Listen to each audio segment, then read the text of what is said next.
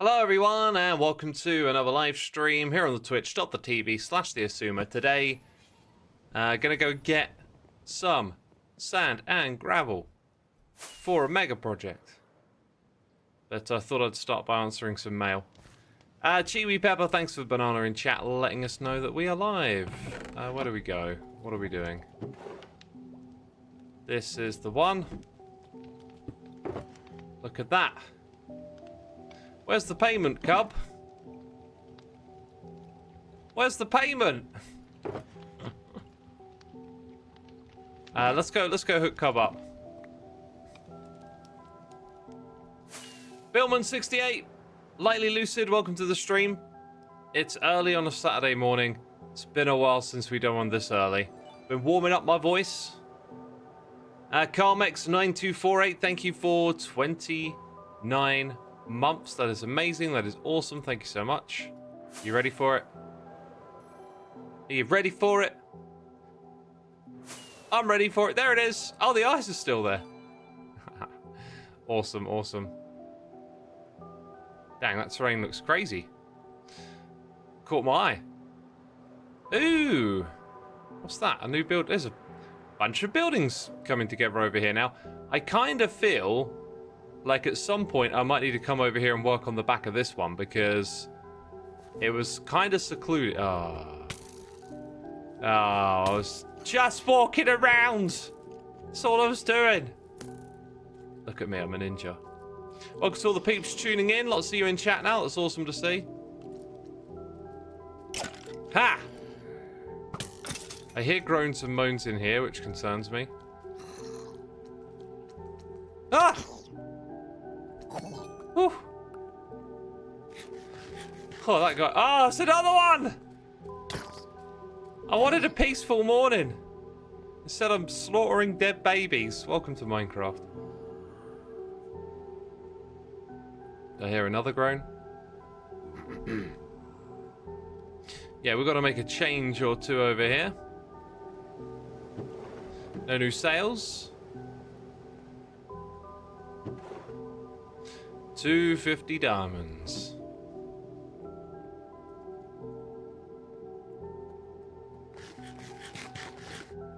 We've got noises in the air. Rosa Wolfie, thank you so much for 14 months.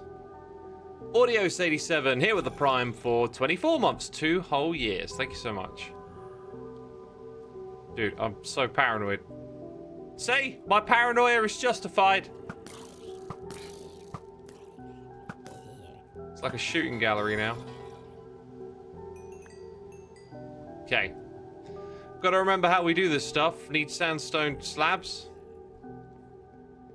Let's go grab some slabby jabbies. Should always have a handful of these. Here's the dealio. Where's Cub? God, get so paranoid. Stop making zombie groans. Okay. So we go up by 1. Come down by a half.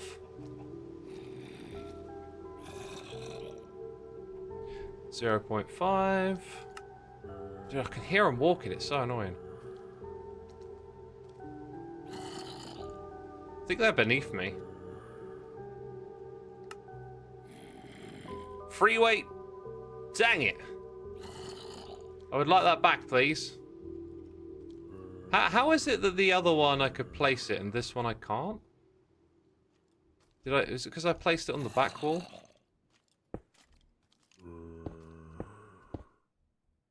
Ah, click on that surface. That's how you do it. Then we bring it back down 0.5. Right, next thing is right click. Then swap. No. That one. Then click again. I wish you could see the item data. I always forget what it is.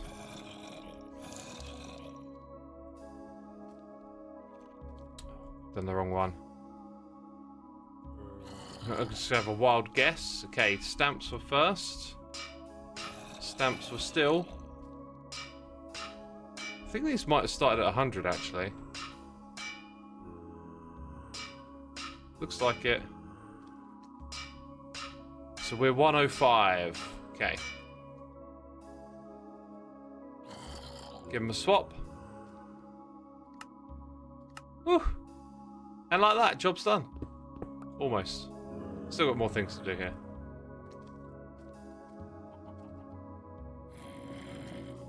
There we go. I've got to give it a block first.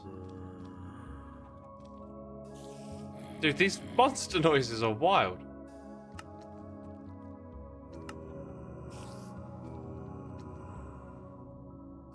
Then we can do that and put it back. Right, I got the number already, Mace. I got the number. I could tell you a whole story. Mace has reminded me of something. I brought a Steam Deck. I literally stayed up till about midnight researching the Steam Deck, and I brought one. I wish I'd have brought one a year ago, although the fact that it's got the OLED screen really kind of tips me a bit towards that.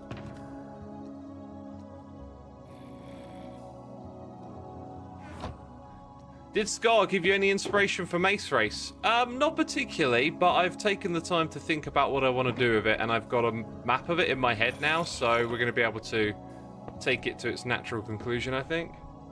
Might even work on it a little bit today. We're going to see how the sand mining goes. Need a heck of a lot of it. So, Cub, you ain't number one just yet. You ain't number one just yet. See, I did a lot of traveling last year, and do you know what? Like, I don't always need to be distracted or entertained. I can be quite content sitting and talking, or whatever it is that's going on. The thing is, sometimes the journeys are quite long and they get a bit tedious, and so having something to play would be nice. And I have just struggled to find games on the iPad that I really get into. The iPad mobile market for games is just, ugh. You know? It's yucky. So, decided to get a Steam Deck, but for other reasons too. Mayschool, 113 months. Woo! That is a crazy long time. Thank you so much, my dude. Appreciate all you do. And thanks for all the help with Hermitcraft as well, because we're experiencing routine crashes. Still got issues, but trying to get to the bottom of it, you know? Should we go do a little profit checkup? We'll do a little profit checkup. Also been streaming for 8 minutes. It's perfect time to remember I got a cup of tea. Bluish Bean is here with a donation. Thank you so much, Bluish. Very generous of you. First time... hey Xisuma, first time getting to catch a stream, and I'm super excited. I love your content. Awesome, glad to have you with us. I've been streaming, as you may have suspected, from Mayschool's resub for a rather long time. But good to have you with us. Hey, Diamonds. Hey, Diamonds. Do I say that every time? No, I don't. I didn't even say anything on that one. Jeez, that's weird. Inconsistent. Thanks for the tea reminder. Thanks for the... Oh, I just distracted myself again. Thanks for the tea reminder, DevC. Master Elements says, have you ever considered getting back into Vault Hunters? I've said this about games. I can get really stuck into something, but then when I see, like, the depth of it, which, to be fair, I never really got to the end of Vault Hunters, but once I'm, like, kind of familiar with it, there's this like tipping point where I just kind of lose interest, and I think Vault Hunters is amazing, and maybe after several more updates I might be tempted to play it again, but right now it's not really on my cards to pick up another Minecraft series. So run away! That is one of my leftovers. I certainly won't be playing it anytime again soon, as far as I can see. Yeah, by the way, that's still there. That's still a thing. What other shops do I have to check? Rooted Dirt? I think that's kind of it, really. Oh, and the wool shop. That would be the other one. I think there was actually... I think I actually made a bunch of diamonds and just forgot to grab them or something.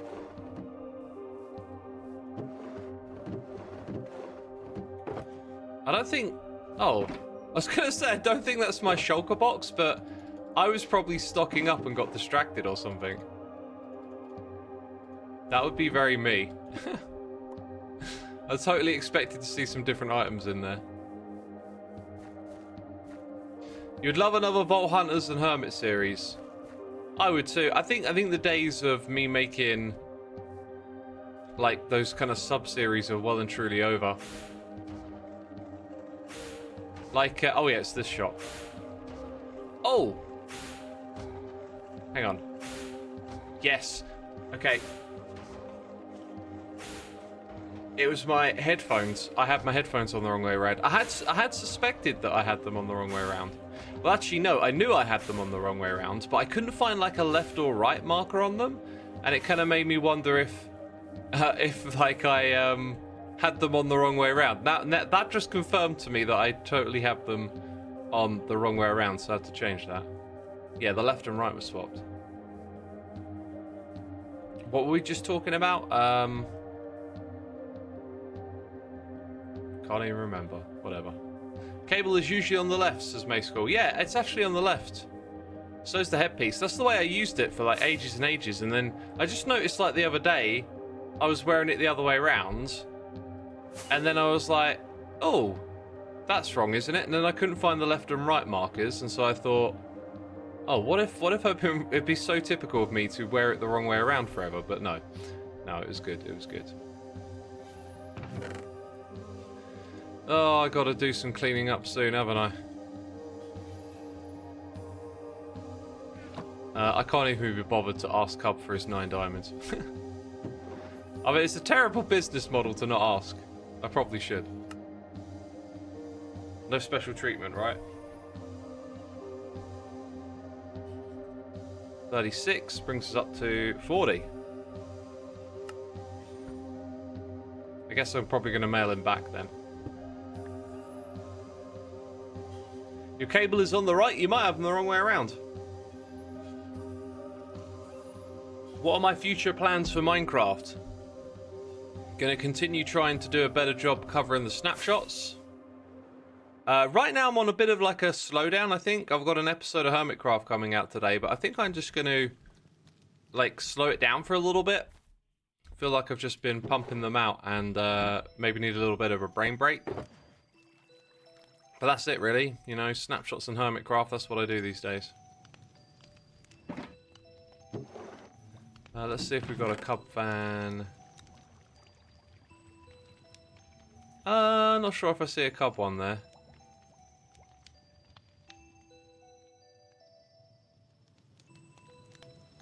I don't see it. I'll do that later, I think. We might come back and take care. Oh, wait, I haven't even... I guess... No, I got a mail... Alright. I've got to mail him his trophy, haven't I? So I guess I do have to do something.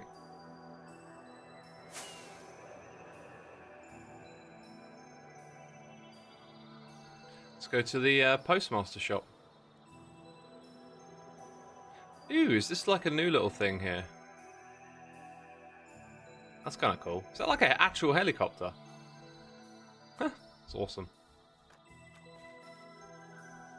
Right, over here we go. Is this like a new thing down the bottom here too?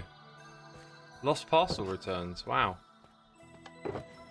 My confidence in the system has skyrocketed. What's my opinion on the current meta of Minecraft content on YouTube? I see so many 100 days videos everywhere. I don't watch it, so I can't really tell you. But I do think that kind of like, you know, that new editing style, that sort of constant dopamine hit, blasting you with info, doesn't really appeal to me. I'm just from a different generation of YouTuber, I guess. There's Cub. There's Cubby Cub. Right, how many is it again? 2 diamonds for any 8. I should probably like buy, you know, a mix, but I guess let's get 4 Cub and 4 of someone else. I don't know who else I was short on. I don't know who I'm going to be mailing. Probably Cleo. Yeah, let's just stock up on Cleo, because Cleo's also in the race. Like, who's got the best shops? That's probably who I'm going to be mailing.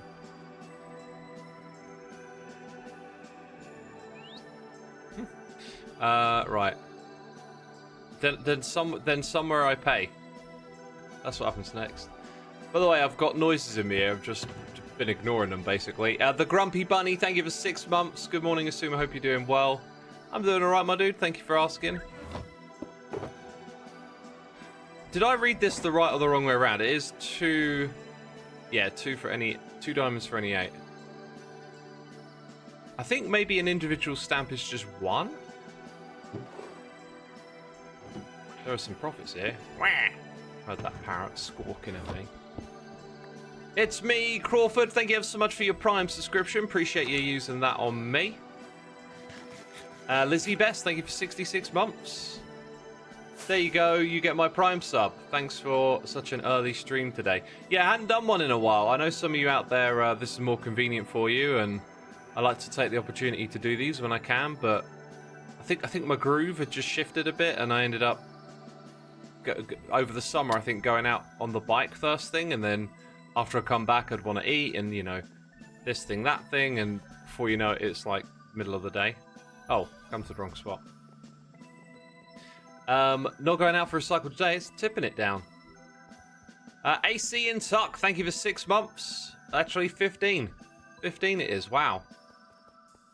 Appreciate it, my dude, appreciate it. We'll put a cheeky little...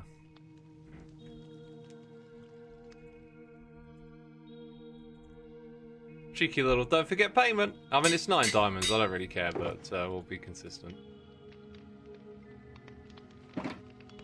At some point, another little project to do is to come over here and organise all these books. Create a little library room. Oh, that's a nice idea. This was actually originally going to be full of bookshelves and stuff. I did a little designing in a creative world. And then I never got around to doing it. But now it kind of feels like it's the art gallery for the new paintings. So, I don't know where a library room would go. There's all these little bits around the base that I kind of want to improve and decorate, and we're always chasing these big mega projects. So, my plan at the moment is to try and stop doing new stuff. and eventually get on top of everything again. That's why I'm going to slow down on the episodes a little bit, just focus on off-camera stuff a bit more. That's it, isn't it? Then you press the button to send it.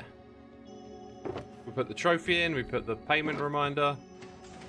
That's it, off we go. There should be a sound thing that goes, you've sent mail. Olivia says, Q&A, do you have any future build plans like big projects? Ah, yeah. We're currently undertaking a mega massive, mahoosive, you know, what do we say? Mega base, petabase, it's a terror project, I don't know. We're about to get ridiculous. And this project, like, it's a weird one because I want to keep what it is a secret for now. So there's like a ton of work to do to then tell you what it's about. Another reason why I'm kind of perhaps going to slow down for a little bit. So that's going to be 10 shulker boxes of sand. We probably need about 12. So off we go. Going to repair our tools and then get out there. Goliath Base, says CBY. Goliath. Good name for it. Cuplex, good to see you, my dude. 88 months. Woo! Indeed. Woo. What's the most unenthusiastic woo I can do? Woo. Something like that. Is there like, I was just wondering if there's one that's good enough to break sand, like instant mine it. Might be useful to have an extra one, so could go buy a bunch of books and make up another shovel. Probably just get an unbreaking book on that, right? Let's do it. Get one more shovel in the arsenal.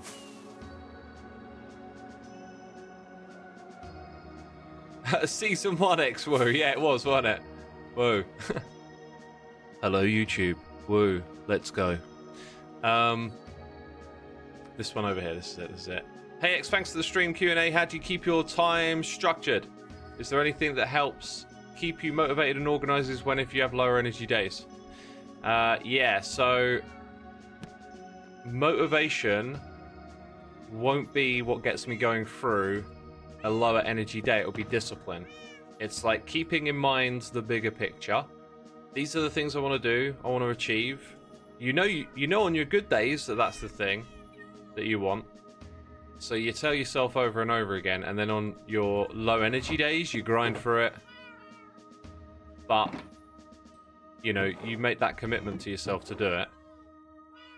And usually, once you start getting stuck into something creative, it comes around. If you're doing something physical, sometimes it can just be, you know, a chore. You take your foot off the gas a little bit. But discipline is the word, you know. For me, I can't go through life on a whim because my moods go up and down a lot. Q&A, what's the airspeed of an unladen swallow? Is that Monty Python, right? Classic.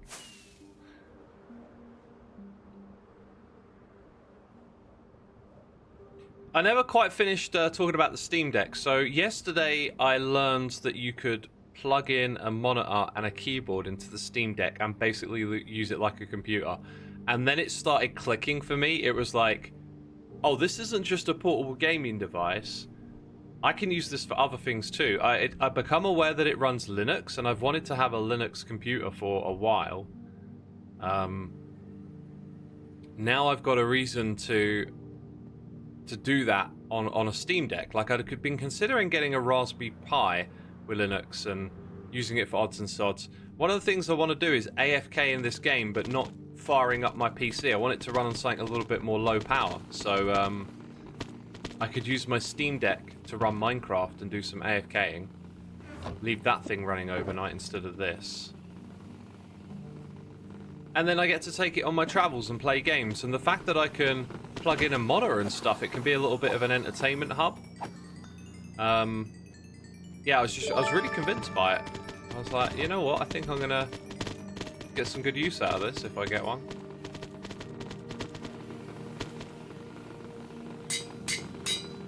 So our other ones are efficiency 5, but for sand we should be good.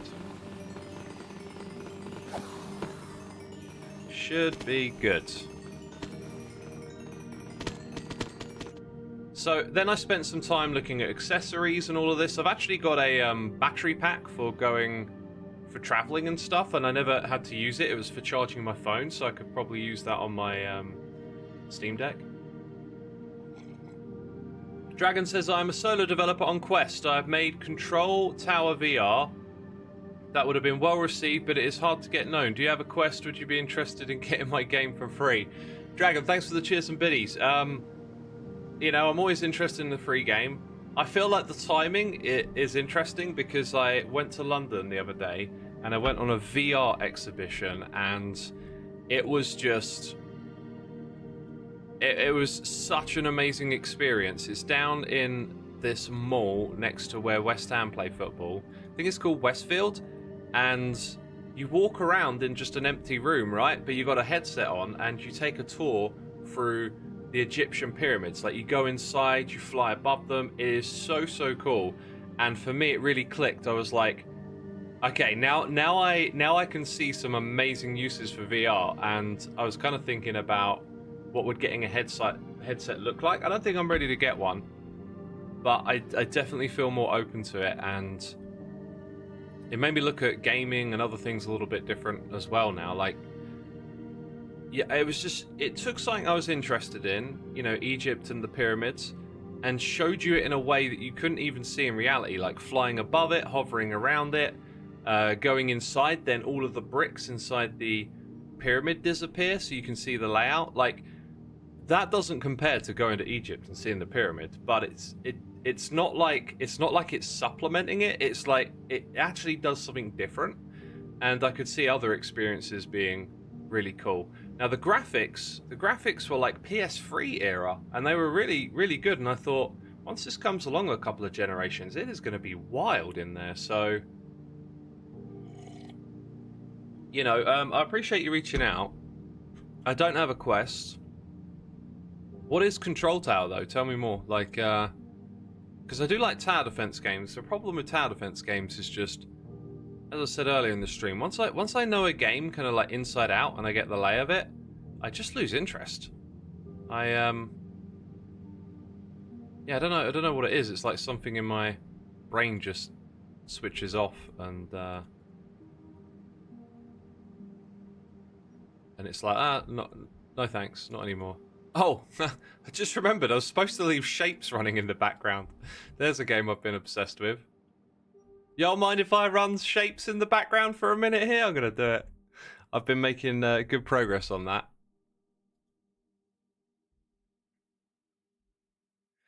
Mace, what is a Valve Index? Is that their equivalent of a headset? I've got a feeling the sound has been on. I really like the soundtrack to Shapes, so I've been leaving the music on from time to time. Yeah, it's on. Let's turn it off. And let Shapes 2 do its thing. The other day I booted it up to AFK on it and just forgot to actually load the world. I came back an hour later and I was just like, oh, whoops. Kraken says I love the Shape stream. There'll be another one. It's been really fun scaling up. I keep learning stuff, and I've unlocked so much stuff. I've got the 3rd floor. I've got all of the entrances to the vortex opened up. I've been thinking about how to better use trains, and when we do the next stream, whenever it is, I'm hoping to have enough stuff kind of unlocked that we can approach what we're doing in the game with a much more, let's say, advanced mindset. Like, we're going to do the building of the shapes, but it's going to be on a new level. What is Shapes, says Olivia? It's a game where you put shapes onto a conveyor belt, and then you cut and paint them and manipulate them. And so the game will ask you to make different shapes. And it starts out simple, it gets increasingly complex, you have to make them in larger quantities, and, you know, dude, we can respawn. That's awesome. That's awesome. Like, imagine coming back here with no items and being like, well, first thing I do is fall down. I love that. That's great. That is good. Where are we going? Just kind of want to go to the Nether, right? So, like, here's another big project I signed up for and then haven't done much with for a while. So there's lots of stuff like that. Whoa, oh, did it switch to shapes? It would do, wouldn't it? Oh, chat, brilliant. Oh, what kind of stream is this? Well, you can see, let's take a moment to look at the shapes. Look at my operator level. 42. 17% worldwide. I've got 62 research points to spend. Okay, let's get rid of this. Get rid of this. That's hilarious. I forgot that it would have done that. Timmy Wren, 404, thank you for 21 months. And Katsun Hund, thank you for 5 months. Very much appreciated. Very much. Where should we go for sand? Isn't it like this direction? Yeah, it's this direction. Yeah, no good stuff going on with the Nether Hub this season, right? It is just a bit of a whimper, this one. Pretty sure this is, yeah, this is it. Harmon, you're watching the stream after a very long time. Well, welcome back. Control Tower VR is actually an air traffic controller game. Oh, that's totally not my jam. I can tell you that. Yeah, I mean, if you're a developer and you're trying to get, like, attention on your games, reaching out to YouTubers is obviously a good idea. I would say, you know, don't be afraid to give out lots of copies of your game, especially to smaller creators as well. And, you know, get in touch through the proper channels. Like, the best way to contact me is through my business email if you have a business proposition. So, why do I feel like there's something there? That's a strange formation of sand. So, you know, like, look for YouTubers that already play VR games and just send them a copy of your game. Just give them the code, tell them where to get it, say if you need any help, you can get back to me at this email address. You know, just make it super easy for them to pick up your game and make content with it. That's what you want to do. You just want to make it easy for them.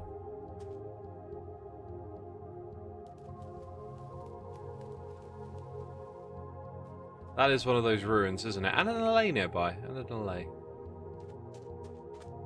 Right, let's plop down these. Probably brought, like, too many of them, really. Should have crafted them on site.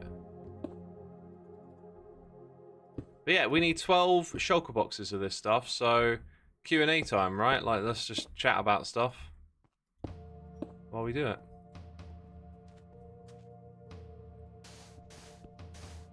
And I will do my usual thing of, like, mining the sand all the way up to where the water is and no further. Dude, what if I captured that allay? Dude, who owns you? Wait. I can do a thing. I got an idea. Yes. Come to me. Where'd you go? There you are. Stay there. No, come back! No, don't go anywhere. Wait. This could be amazing. Oi! Yes! You cannot escape. You cannot escape the awful music. I'm not talking about Fogweaver, of course. This also isn't awful. I'm just... Well, what a great word. What a great word. Awful. No, that's not what I mean. Gloomy. Gloomy music. Right, now I need some sand. Some snad. Oh, there we go. Solve the problem. Right. Oh my god. Yeah, the Fogweaver music is beautiful. I love it. Totally my cup of tea. Right, I guess we'll put this away. See? You're doing my work for me! Oh my god, I'm going to make an army of them now. Dude, this is genius. This is what it was supposed to be for all along. Helping you get all that sand. Dude, I ain't even thinking about picking it up. The LA's doing all the work.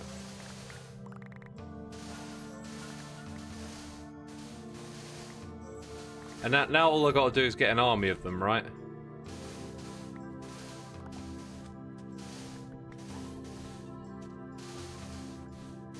Right, we'll do up to there for now.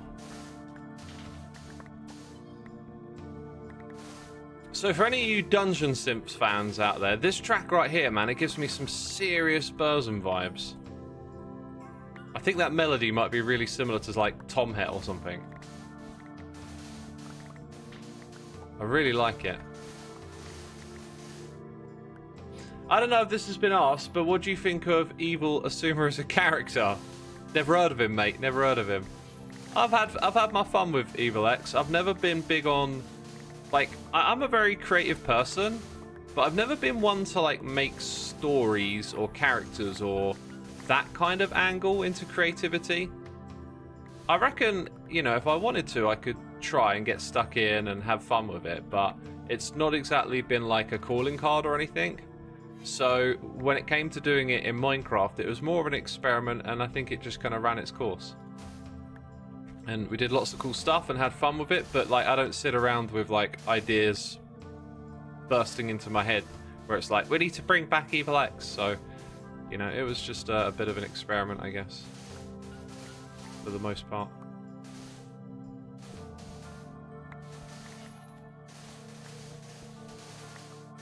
Also, I need to drop off some of this sand into those shulker boxes. Can't forget to do that. I've also very immediately just moved away from where it all is. I should have probably, like, plopped myself down in the middle of a bigger spot where all the sand was, but you know.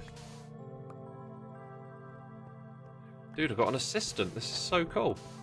In 5 minutes, we'll have another one. It's probably been 5 minutes already, hasn't it?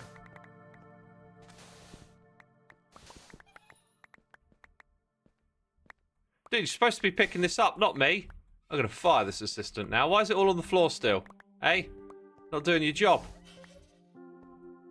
Well, you turned quickly. Nitro says, what is the best time to stream? I read that message earlier. Is it because you're considering streaming? I wouldn't be surprised if 5 minutes had passed. No? Okay, not yet. Not a question, but your bars on the Hermit Gang song and the song in general always makes me smile. That is awesome to hear, my dude. I love hip hop. I love rap and like an excuse to write rhymes. Oh my god, let's have some fun with it. You know. I want to do another one day. Like, this would be so much fun.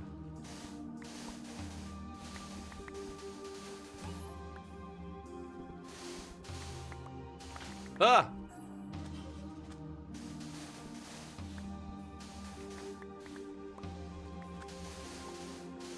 Who let the water spill? That's what I want to know. Who did that? That's criminal. It's not allowed. This is definitely going to help with like all those. There's all these like little bits of sand that just get left behind sometimes. Like they fall into a little space in the ground, and I'm always picking them up because I'm just awkward like that. But now I can let the allay do it. It's kind of cool. Although they can be a bit like, you know. What about that one, buddy? What about... There you go, there you go. These rabbits don't like me. They're trying to get away. Let's go on this hill next. Get some of this stuff. Yeah, this is awesome. Just like the allay's going to help so much.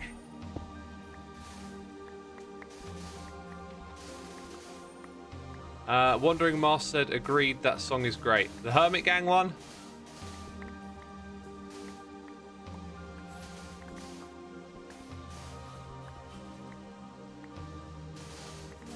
I think that's it.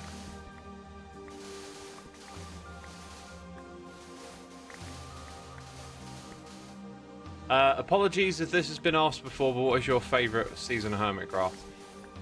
Ooh. Okay, the thing you got to know about me is that I don't like putting things into like favourites or lists. Each season has like a different flavour to it. Season 2 has always had this like interesting like nostalgic feel to it because I think it was very much like kind of living air quotes living the dream. Which is weird because you know what your dream is to play Minecraft all day. Well, it was then. Definitely was then. Coming off the back of Minecraft and stuff like that. In Season 2 of Hermitcraft, Minecraft was still, you know, going strong and was really popular. But we now had our own SMP, and it was there, and it was fun, and I was like living the amazing Minecraft-inspired adventure, or whatever you want to call it. Because before then, when I started making videos, I think when I started, the Minecraft thing hadn't yet like kicked off. But it did kick off not long after that. So then I got to kind of like live the whole, you know, doing an SMP, making videos, which at the time was niche, obscure. Like the idea of playing games for a living wasn't really a thing yet. So it was those very early days of YouTube, and I'd stumbled across something really fascinating and new, and I could be a part of it. So Season 2 was really just like doing that full on and loving it. So that's always got a bit of like special nostalgia about it. And then I'd say Season 6 and 7. Probably. 7 was a weird one because it was in the pandemic. So it was just like a big season, loads of activity, everyone was on all the time. But I think Season 6 was a really special one because it was like a really long season where everyone was just in a good spot and making content for like the whole season and just having a blast. So, you know, I don't put them in a list, I don't put them in order, but yeah, 2, 6, and 7 kind of have a little special resonance about them. I think Season 10 will as well. I think the beginning of Season 10 has been really special. I think we need to find a way to recapture that a little bit.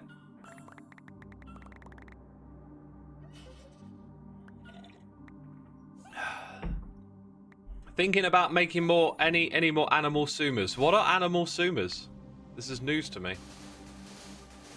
Right, should probably sleep away the night before it becomes a problem. I wonder if there's like an optimal amount of allays to have as well.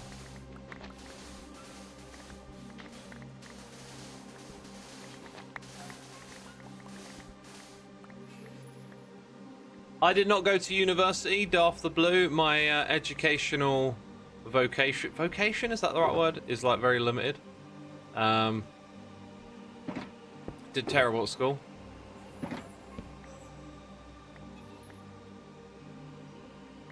Optimal number is always one more than you have. Yeah. Well, at some point it might get a little bit crowded is what I was thinking. I think we'll come back and double them up in a little while. I'm going to leave that there as well, just more inventory space for the activity we're doing.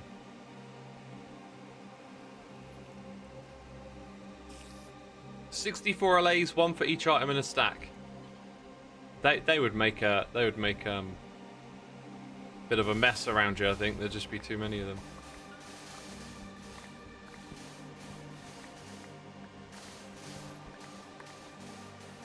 So yeah, my hope is that they go down there and pick up all those items, right?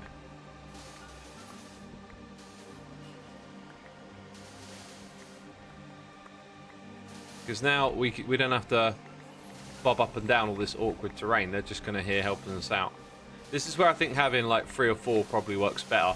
When you're on flat areas, you probably don't need as many of them. Oh, this song is awesome. This is the end of... Oh my god, we've been streaming for 40 minutes? That's wild. That's wild. I would have told you 20 minutes. That's wild. That is wild. Do you know what's wild? That's wild.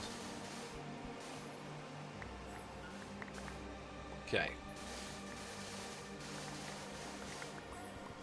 Oh, we're getting all of this sand, aren't we? Right, I'm going to switch to standing. The respawn days were really fun, says Negative Panda. They were. That was a moment in time. That was a moment in time, the whole recap thing. If that thing had succeeded, I think I would have been, in one hand, in my element, you know, doing game design, hanging out with Doc, being part of a big community. On the other hand, it might have become like a really big commitment that was kind of like, I can imagine it just being like a never-ending job. But then again, I probably really... Ah, okay, so on occasion we have issues if items go into the water. I think it'd be different for me though, because if I were the one creating games and stuff and being at the heart of that kind of stuff, I'd love it. But like, I don't play on minigame servers, right? I'm like that with a lot of stuff. I'm more interested in like making it myself than I would be seeing what's already there. Alright, so when we get to the water, we gotta hop in here and take care of this for him. Oh, Bunny's going for a swim. Maybe actually they were stuck on the item because it was sinking, right? Like, eventually the item floats and they can pick items off the surface.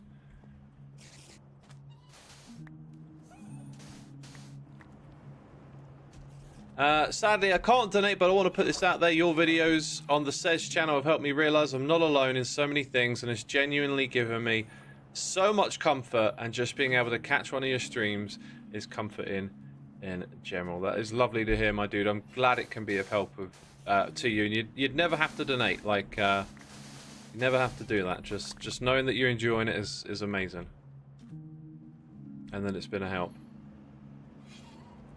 Xisuma, thanks for the website you made to keep track of all the hermits. I do not know what you were referring to, because I have not made a website related to tracking hermits. So, unless it's something that's not actually quite a website, and I'm just misunderstanding what you're saying, like, I'm not sure.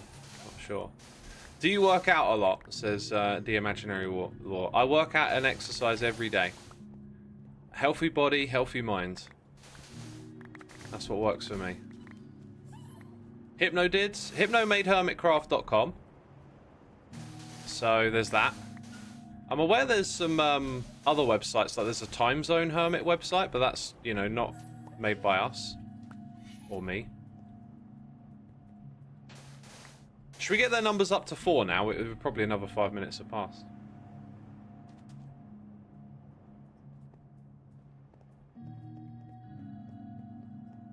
Your friend drew Kiwi Suma, and it's so cute. She gave me permission to share it soon.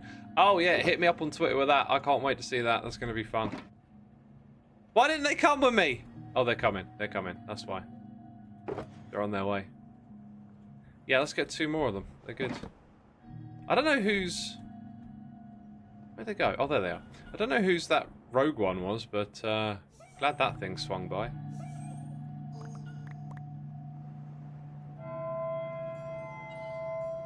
Quick with the sand, quick with the sand. Got 1. Got 2. Oh, that's the wrong bit, isn't it? Anyway, that'll do us. We're going to have 4, no more.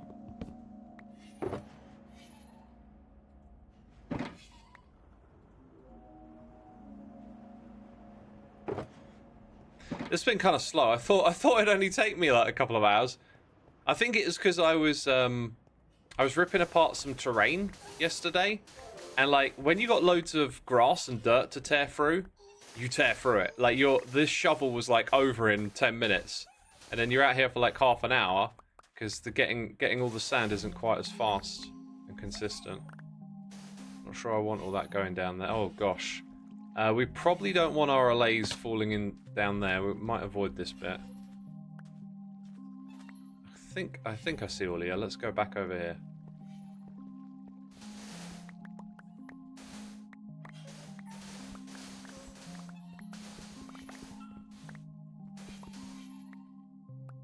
Let's pop over to there next.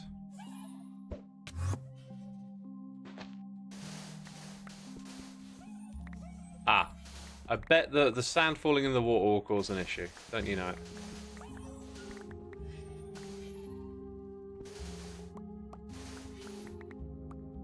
Right, now we're doing the edges.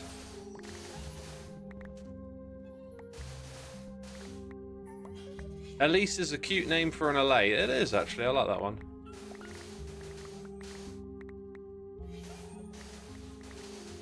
Did you ever do something new with Wolf or Wall Street, or did I miss the miss the episode? Nah, we haven't done anything with it in a while. It just hasn't been easy to coordinate with a large group. The group permits are like an interesting idea, but they haven't panned out too well. It's kind of awkward to get big groups together. I think the mistake was that we had 16 different permits, right? What we should have done for group permits was like split 2 things that go together into maybe 2 or 3 tops, and then that way it's like 2 or 3 hermits can get together. But like organizing, obviously it's not always 16, but like if it's split among 7 or 8 or 6 people, it's still really awkward to organize that. I did a bunch of stuff for the glass permit. Like I had some really lavish ideas for creating a glass factory where you would like make the glass in front of the customer, and then no one else in the collective wanted to do it, and it was like, oh, okay. Like it's really hard to get everyone to agree to do the same thing. So, you know, it's not perfect, but then it's such a great idea to do the permits. You know, we've done the shopping district over and over again. Let's mix it up. Let's find out what happens when we do this. And it's been fun. It's not been perfect. It doesn't have to be. But, you know, we might learn from this and realize, oh, there's different ways of doing things, and come up with something better for next time.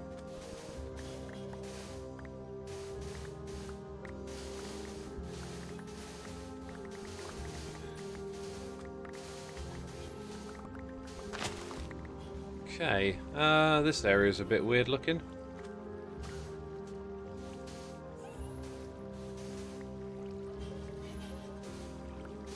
Oh look, there's actually water on this side. And here as well. Is that all of it? I think that's all of it.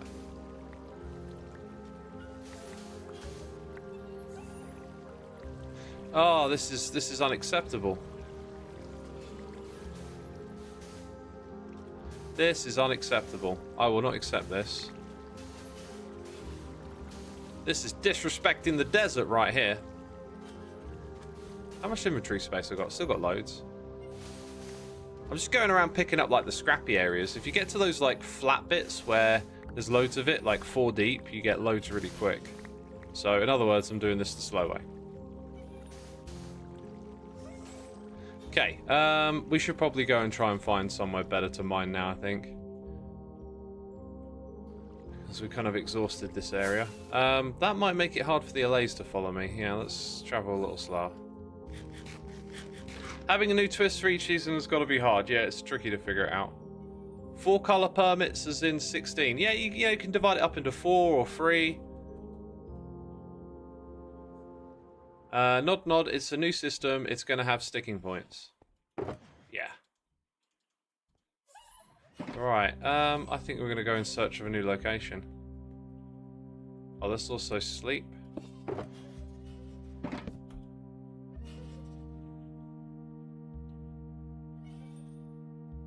Hey, we had a new noise in the air. In fact, a few. How have I missed these? Jacket Fracket, thank you for 10 months. Everstaroo. Oh, do you know what? It's because my volume slider resets when I reboot the computer. That's why I haven't been hearing them. Everstaroo, thank you for 37 months. Name butcher time. You know it. It's my specialty. Neff, thank you ever so much for 10 months. Thank you for using that Amazon Prime on me. Appreciate it, my dude. Appreciate it. All right, let's pick these up.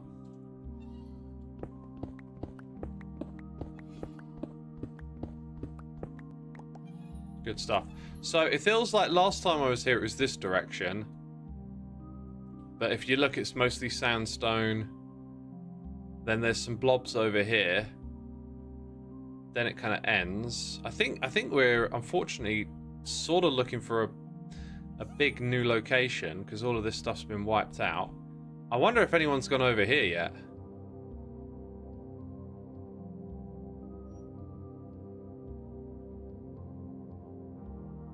The way it's flat there, I think if we were to fly over here, is this a chunk border? Oh, maybe, or maybe that's just the terrain.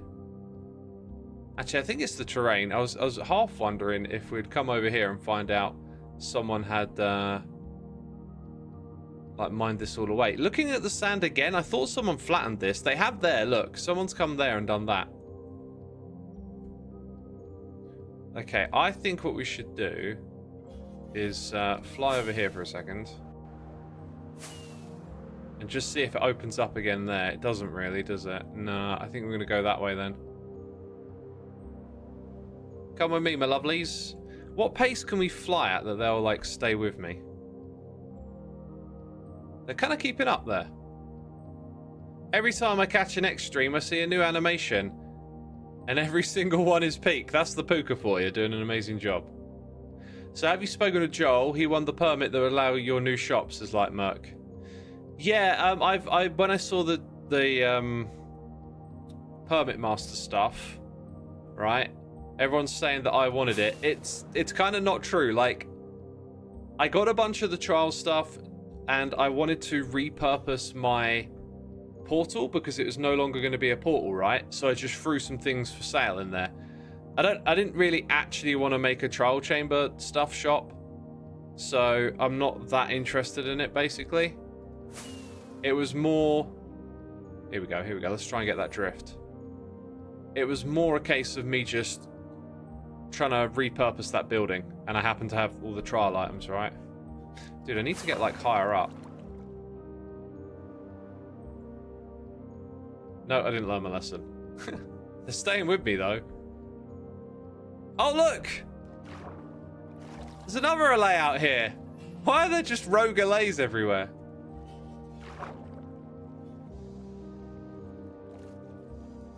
So yeah, I'm not actually interested in that in the slightest. Well, oh, you know, maybe, but as I said earlier in the stream, I'm looking to like wrap up a lot of these projects. I've got like, you know, 4 to 5 different threads open, and I think I want to take the time to slow down a little bit and start wrapping those threads up. So when I turn my attention to what I want to do next, there's not this like backlog of projects and things that are ongoing. Because that might end up, you know, being like building a new shop and a bunch of farms. It's just, I don't want to keep doing new stuff before the other stuff is finished. Right, 4 allays is possibly a little bit annoying. They make so much noise and sound. Thing I'm noticing now.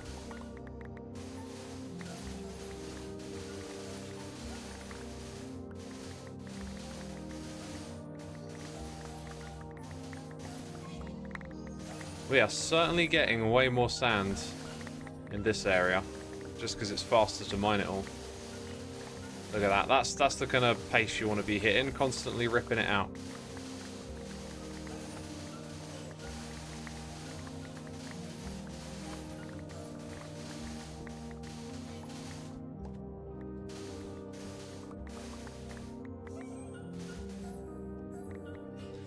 Ah, there you go. It's full.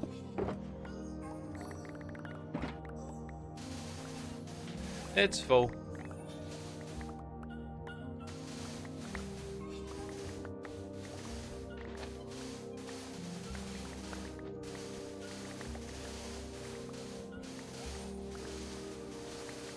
Right, let's get some more Q&A in chat.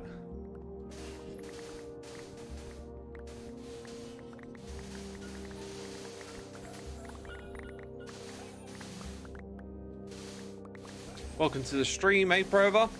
How you doing, my dude? Yummy, crunchy sand. It does have a crunch to it, doesn't it? I need so much of this, though. It's crazy. It's actually crazy how much I need. Have I had Holland's Stroop waffles? I don't think I have, no. Come on, Hollands, bring me some Stroop waffles already. Do I have an academic degree? No, no, I don't. What's a hobby or skill that you haven't tried but would like to? I can't think of any, really.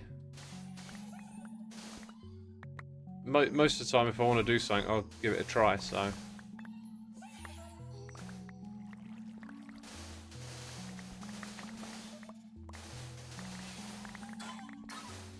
Oh, dude, did the sand just fall on it? Why are you British, says Bramble Memo. Isn't that like a question that answers itself? Because being British isn't a choice? Or am I mistaken? Is being British a choice? You want to learn how to make stained glass? Oh, I was thinking like, dude, just get some dyes and mix it with glass, man. No, you mean like IRL, right? That's cool. Yeah, pursue that. That sounds awesome. Make yourself some stained glass stuff, you know. What would I do for work if I wasn't doing streams or videos? Honestly, I don't know. I hope I could get myself into like a creative job again.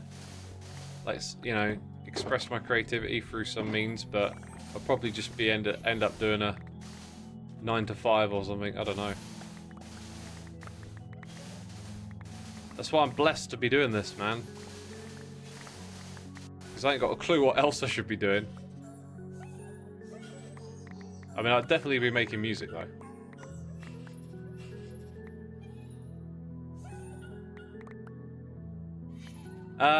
What are the non-trivial roots of the Simon Zeta function? Please, I need it for my homework. Top, you come to the right place. www.google.com. Just head over there. Type your question out, and you know it'll tell you the answer. You can thank me later. You can thank me later for my incredible insights.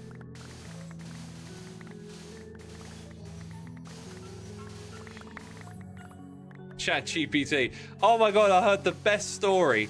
The best story today. So, one of those like chatbot agents, which is where like it runs autonomously, was doing what was it, like response to customer support emails, and it started rickrolling customers. It started sending them links to tutorials, and it would just redirect to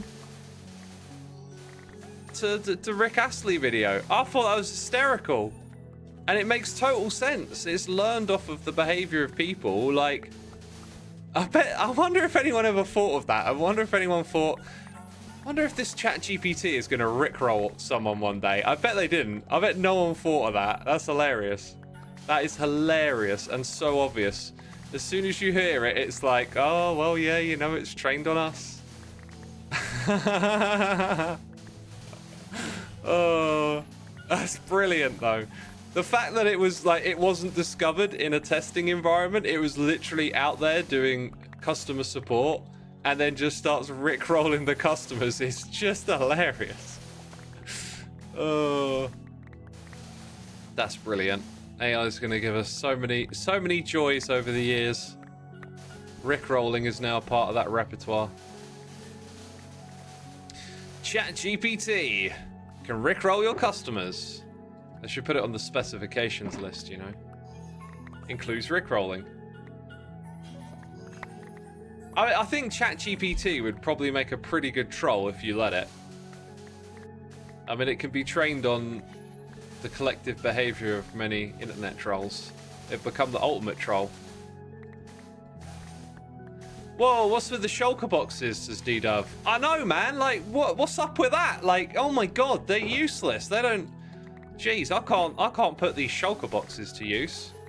I mean, why would I bring those with me? I'm just trying to gather some materials and take them back to my base. What's with the shulker boxes? God, what is with that? Don't you know how to play this game, X? No, not the water. Fixed it. Thank goodness.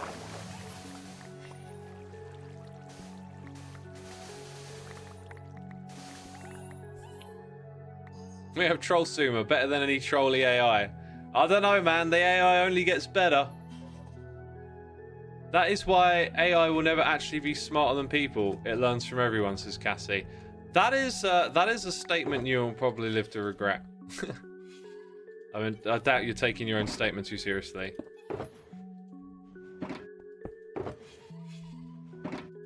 Right, let's sleep in the bed. Here's the thing. The smartest people are smarter than the average people. So if you train the AI on, you know, if you highlight what the smart people know, you know, they figured out like physics and E equals MC squared. God, I didn't know one letter could equal another one. What's that about, eh? Jeez. That Einstein. Oh, what a smarty pants. You know, Stephen Hawking. The universe is expanding. Sure it is, mate. Love that one. Like, you know, the AI easily has the potential to be smarter than the average person. And these AIs already train each other. They use pre-existing AIs to train the next generation. So, I wouldn't be so sure. I wouldn't be so sure. Also, do we really understand fully what intelligence is? Because to us, are ants intelligent? Are microbes intelligent?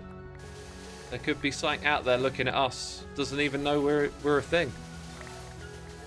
Just might look at us like we're some sort of microorganism or a smear on the pavement.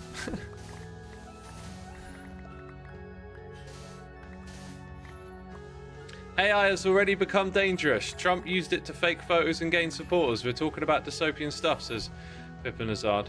Yeah, but people have been saying that forever, you know. The typewriter was used to do dangerous stuff and spread misinformation when it turned up. It's more about pessimism and optimism. Because there's both good and bad actors in the world, and there's more good people than bad, I believe. And yeah, people will put AI to use in nefarious ways, but there'll be people fighting that with their own AIs too, you know?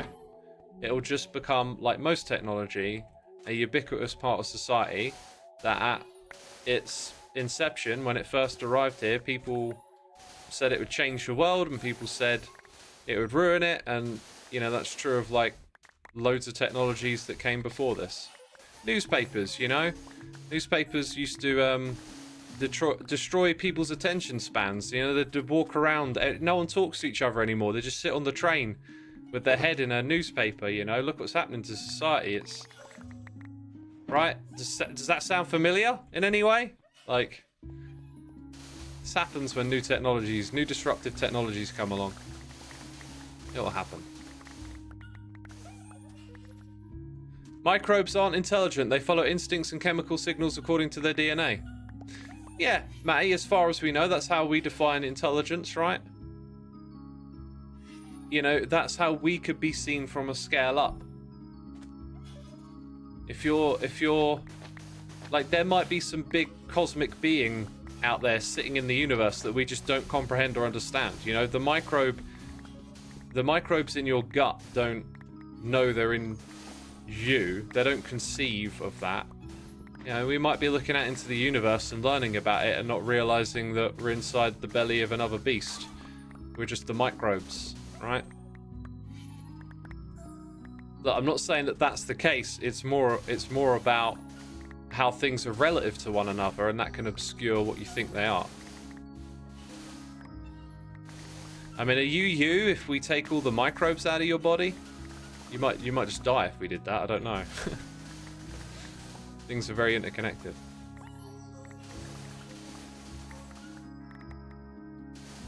The same thing was said about fictional books. Doesn't surprise me. People are making stuff up now. Oh gosh, they're writing fairy tales. It's going to ruin society. No one will know what's real or not. Yeah, I could imagine that.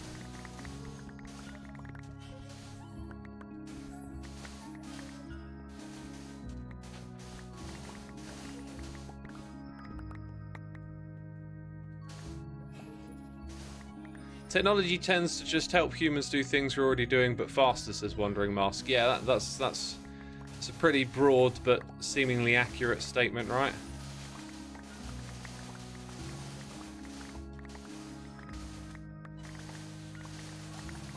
We're definitely getting this sand many times faster now, which is great. AI is fine. Humanity doesn't have a good track record of using things primarily for good, says Cassie.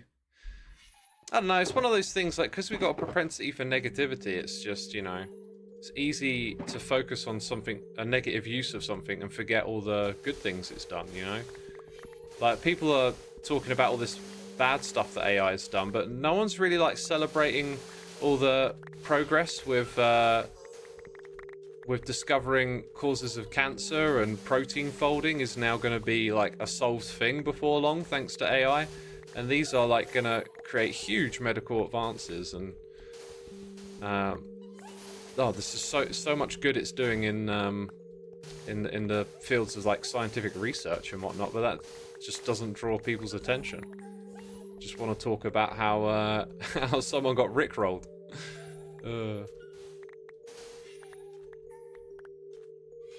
How much sand do I need? 12 shulker boxes.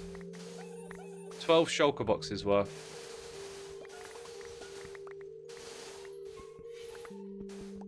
Dude, using the allays has been great. I'm not even thinking about picking this stuff up anymore. It's just going to happen. Right, I think that's that corner covered. Let's head over this way. What am I using that much sand for? A mega project?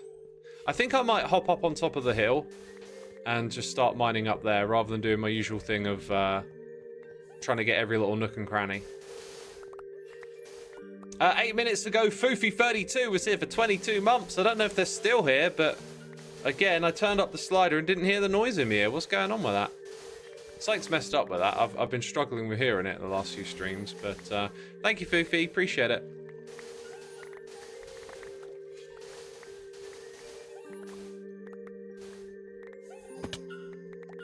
I'm halfway through my social sciences major, and AI is ruining academic papers. 90% of my class mates don't do nothing and just copy it from ChatGPT. Well, hey, you know, like, they're taking a shortcut, right? So if you don't do that, if you actually do your paper, don't compare what you're doing to your peers. You know, you'll be the one who better understands this stuff, right?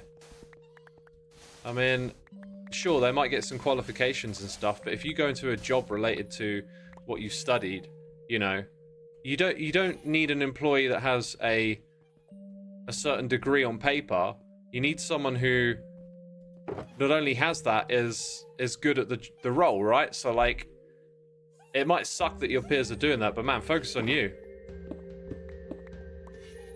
Like you're there to learn and develop like a certain skill or understanding, and you know, if these people go into careers in the future and they don't really know the material because ChatGPT wrote it for them, then you'd be a better employee. You'd be a better person for the job, right? I mean, and hopefully there'll be a way for... Oh, look, someone has been here before. Oh, wait, no. We didn't see this a moment ago because of Bobby mod, right? Someone's been getting sandstone here. Wow, okay. I think I'll go over to this lump on this side and try that area. That sounds like back at uni when they banned Wikipedia as a reference. Granted, that was over a decade ago. There you go, yeah, like, you know, another scare, basically, isn't it? Another scare. Huh, hilarious. I'm starting a software engineering degree apprenticeship in 2 weeks. It's where you work while studying for a degree at the same time. Yeah, that's what an apprenticeship is, for sure. Sounds cool, man.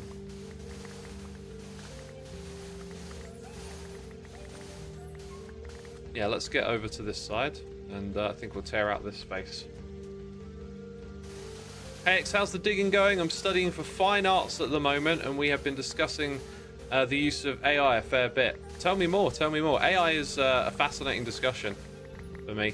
The thing, I've said it quite a few times, that I think is great about where we're at with AI is that this is happening and people are talking about it. Like, the amount of people that are aware of it and talking about it, I think is really important, because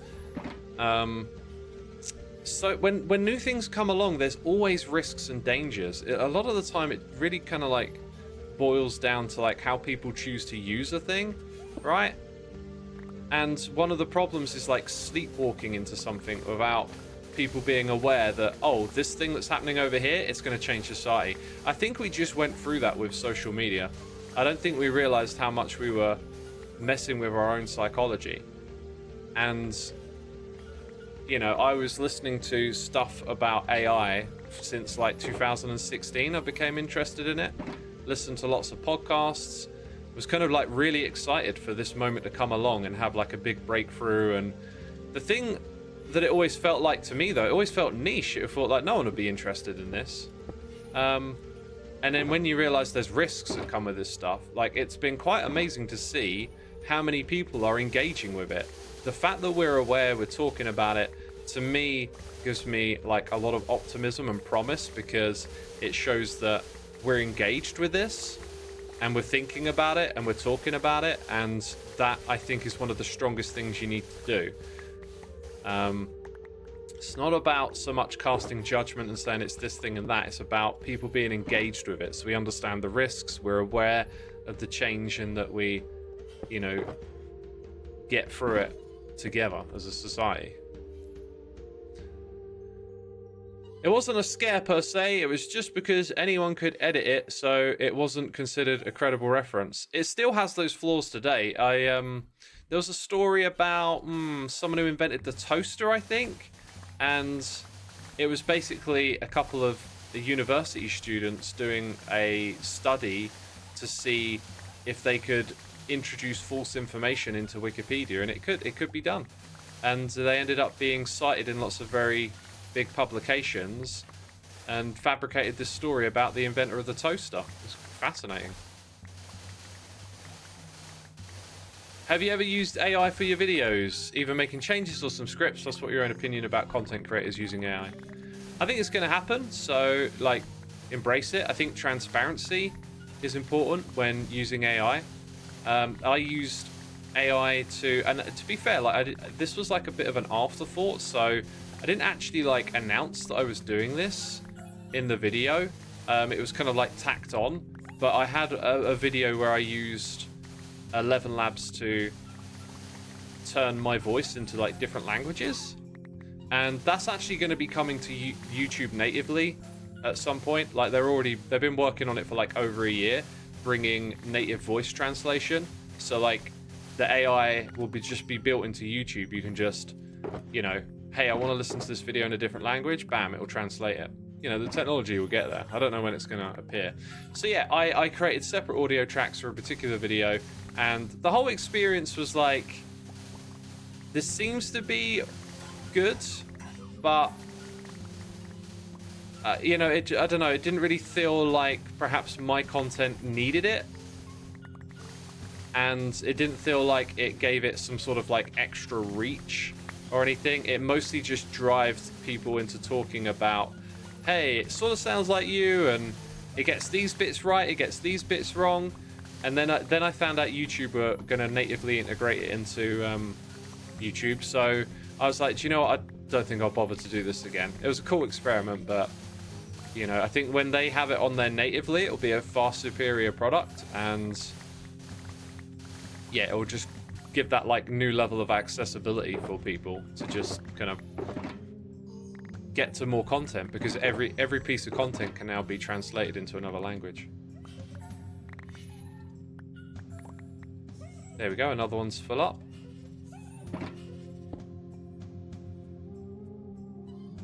Mr. Fire Falcon says, as long as AI doesn't steal or hurt anyone.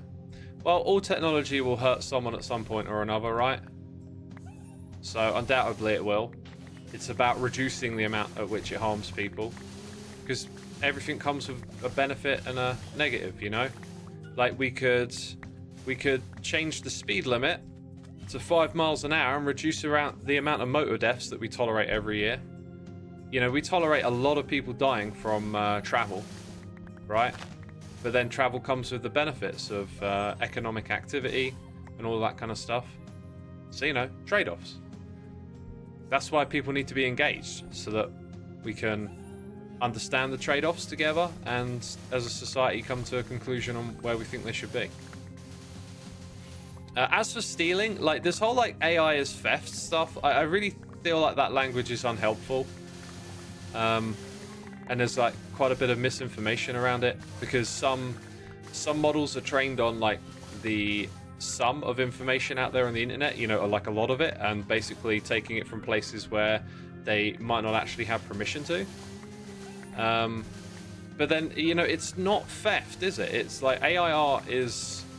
I feel like sometimes language gets used as an expression of like emotional weight as opposed to accuracy. Like these things do not like break into the Louvre and steal a painting and do the off of it. They are what they are. They're like, you know, amalgamating large amounts of data and remixing it essentially.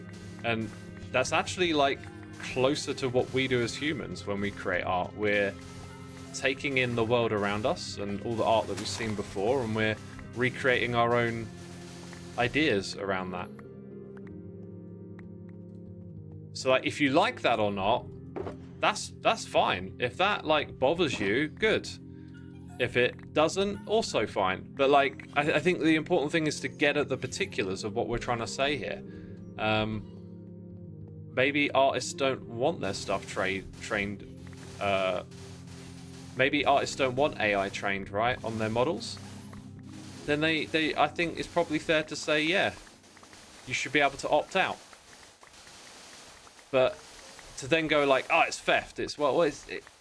Is it? It's kind of different to that. What do you mean? If AI is trained on someone's art without their consent, that's theft.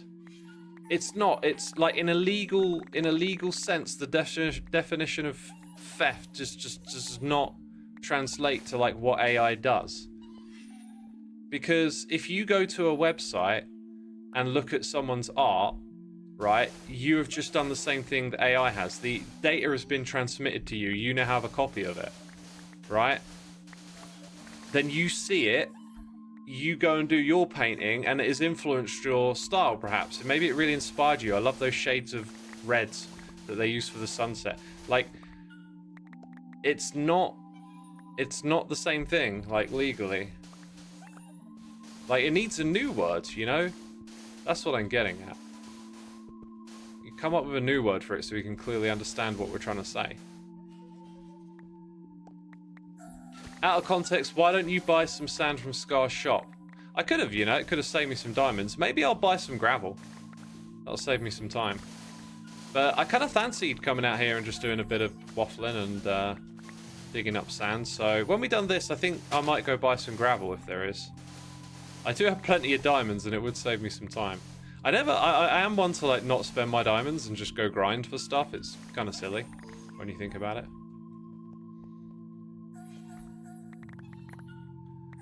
Vinot says there were cases of AI art being almost identical to something a human made, like it's almost traced. Yeah, I can see how that would be considered as theft then, I guess.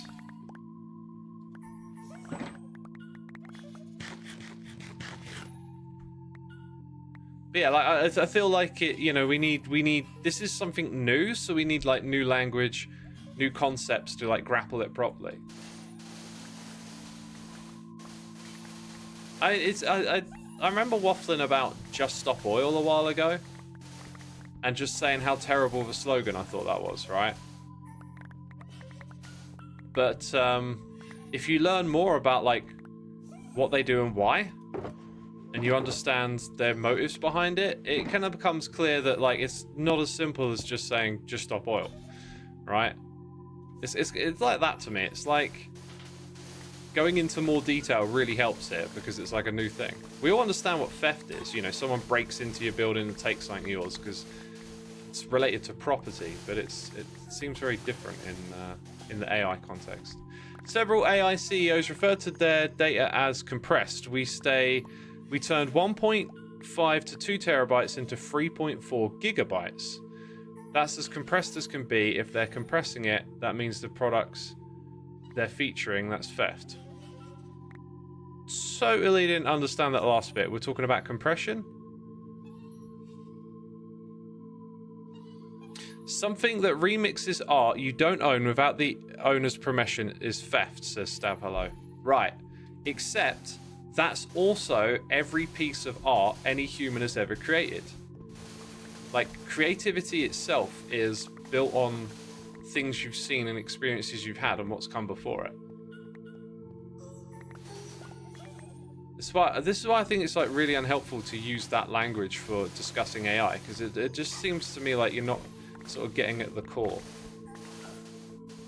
of what the issue is.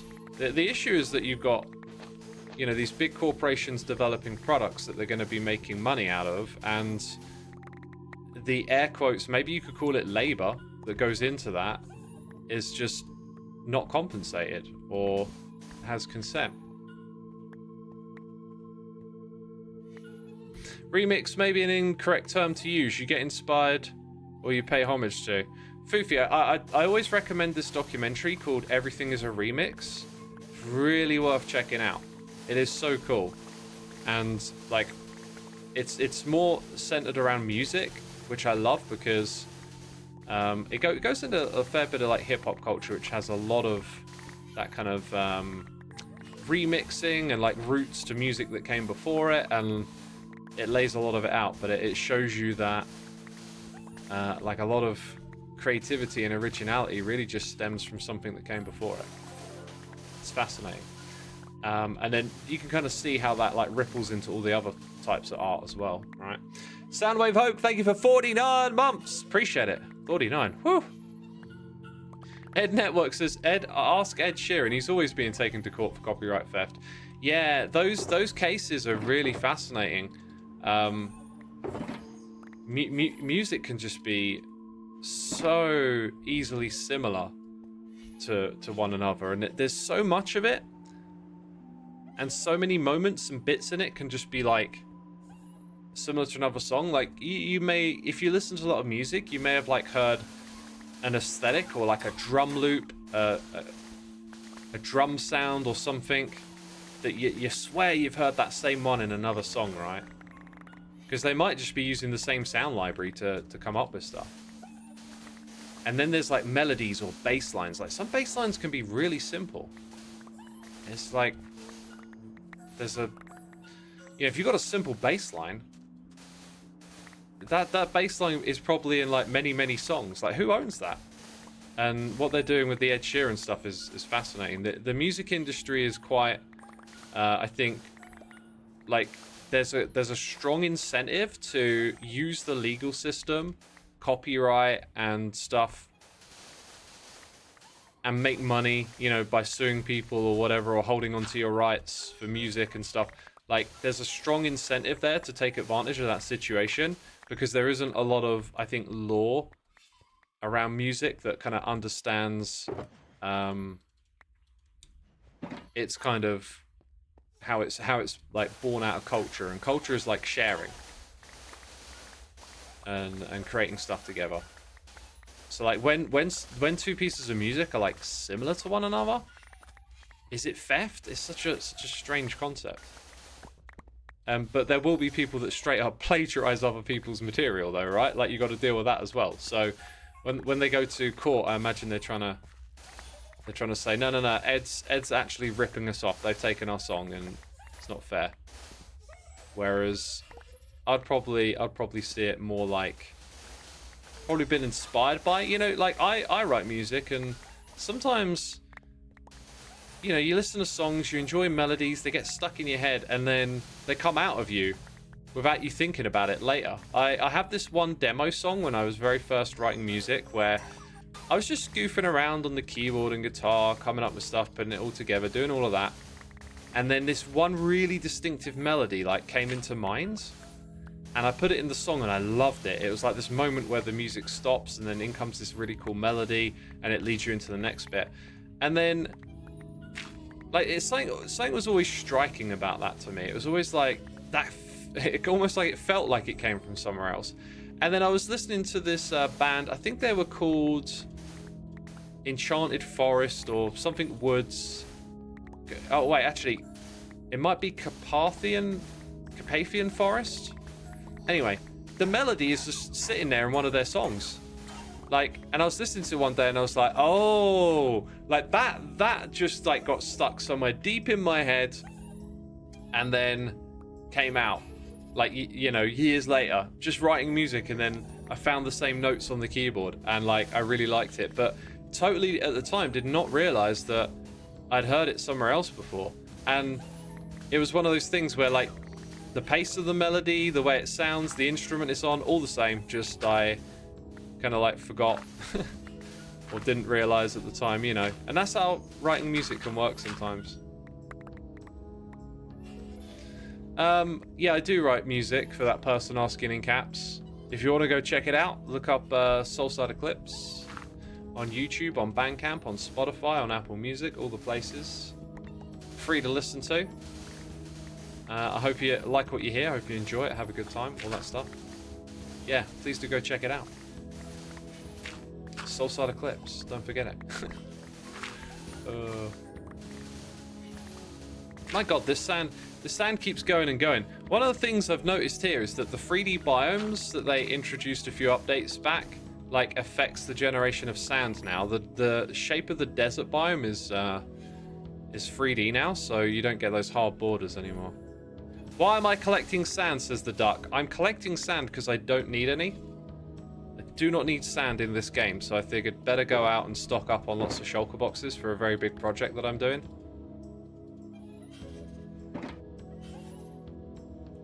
Soulside Eclipse is my top album on Spotify right now. Love to hear it, my dude. Love to hear it. Thanks for checking it out. This is exactly why the subconscious, the human mind, is far greater than any AI, says Namara. Yeah, I wouldn't make statements like that, because what defines great? I think AI is going to be able to do things that humans can't, so... yeah.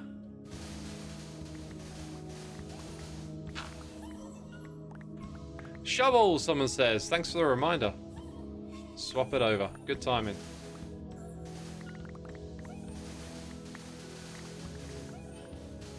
Excuse me, mouth burps. Absolute mouth burps there. What genre of music do I make? I always say symphonic black metal. But it's like, it's way more melodic in the beginning and lighter and quite colourful and expressive. And then it progressively gets darker, the album. And then it has a couple of tracks that really are like symphonic black metal. And then it comes out the other side with like a weird showgazy track with a guitar solo. So it's a bit like, it's a bit all over the place, but the way I structured the record was to kind of like transition and slowly go into that darker place, and then, yeah, like I said, come out the other side of something totally different.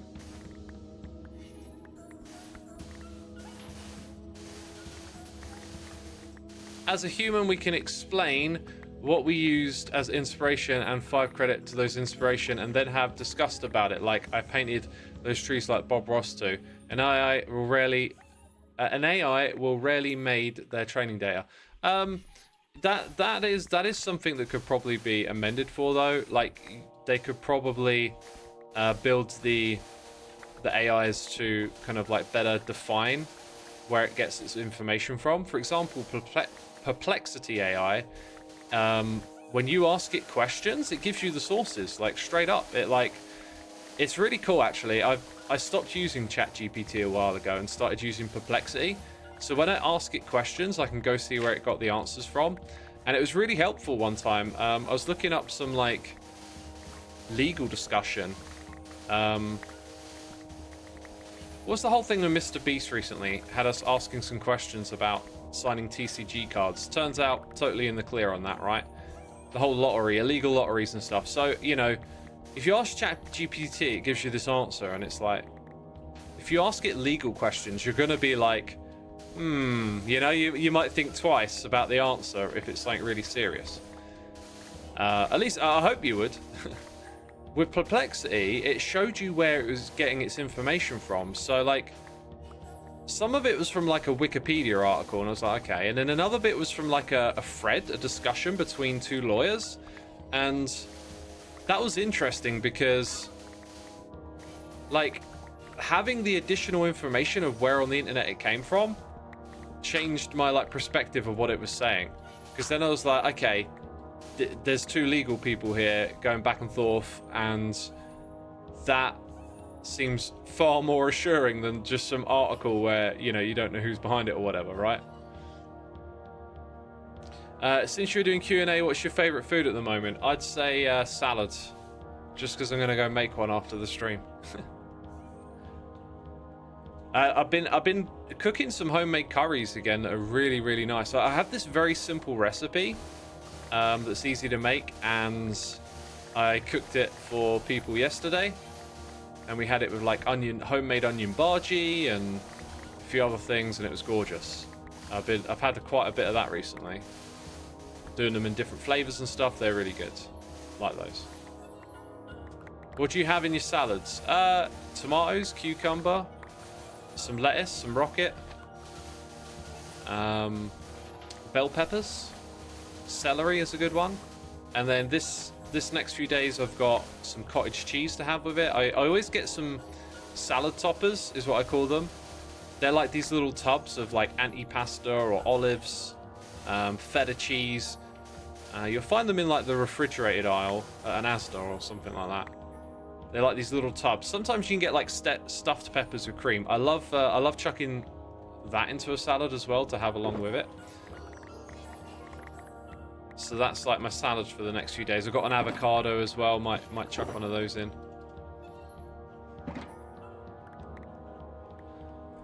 Can you choose a color for my Minecraft skin shoes? I'm going to a Minecraft wedding later, but I don't know what color shoes. Oh my god. You've come to the right person, because you know, that's what I'm best known for, is telling you what Minecraft color shoes you should have. I'm gonna say go with like the brightest color of magenta that you can. Just straight up max magenta, max saturation, max brightness. Then you'll stand out at the wedding. You'll steal the show. They're getting Minecraft married, but you got the fanciest shoes. You got those eye-catching shoes on. You'll be the talk of the town, or the wedding. Because because your objective is, of course, to steal the show, right? Magenta maxing, yeah. We're not min-maxing, we're magenta maxing.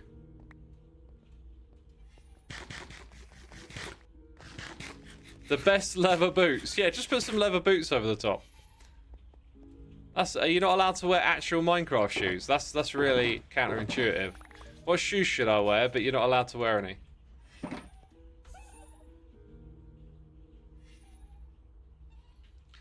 Pimento stuffed olives. Yeah, that'll be the kind of thing that I chuck in a salad.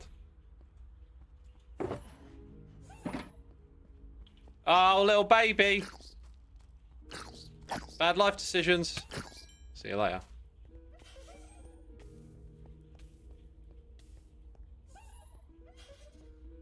Can you put trims on leather, says Bear? I think so. As a musician and content creator, how do you go about choosing the right song for the narrative? That's just something that's in there. Like, you make that choice, right? It's not always... They just make some weird chimey sounds. It's not always the best choice, but like the more you make those choices, the better you'll get at making them. That's kind of like a hard thing to answer, really, because you just feel it, right? Do what feels right to you, and you know, that might, to a viewer, that might make no sense, but each to their own, right?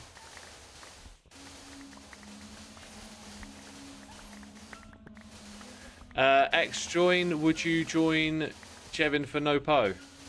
I think I'm going to end up more on the side of like the permit office. I feel like I'm more of a give a helping hand and help them with the permit stuff. Like, I don't know, improving the infrastructure of the shopping area or something like that. Like, that's more me than rebelling against it. So yeah, I think I'll be on the opposite side of that equation. I feel either insane or old for thinking baby zombies still shouldn't burn in sunlight. Oh, they never used to for a long time, right? And then it got fixed. Stuff's changing all the time in this game.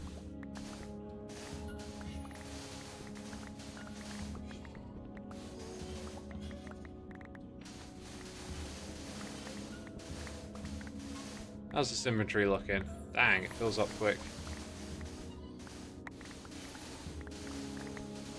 Fills up quick. Opinion on rhythm games, says Kunthin Birthday. I mean, I haven't played a lot, but the thing that annoys me is that they usually don't follow the rhythm.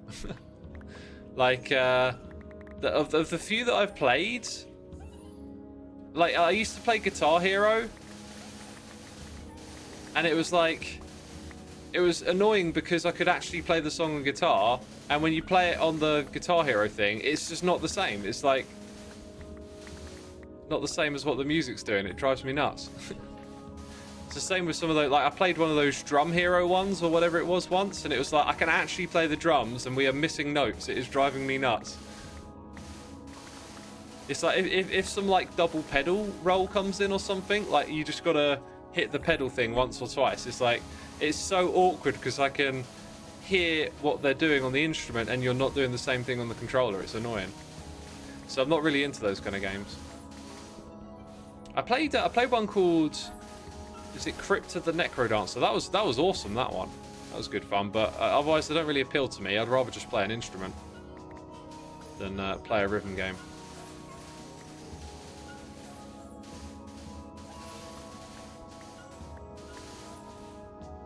Are we full up? We're full up again. I think I might just do this. What is Hermitcraft's little sector? It's a community of like-minded Minecrafters playing on a server together, making wonderful things, destroying terrain is what I'm doing right now. It's one of the many things we do.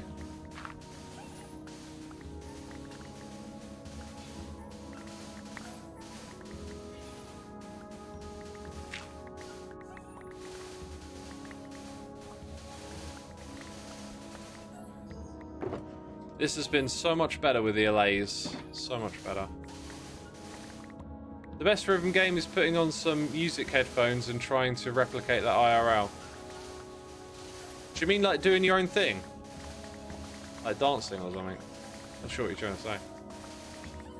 And starting wars over the grass of mycelium. Yeah, that was a thing. A little bit of war starting here and there.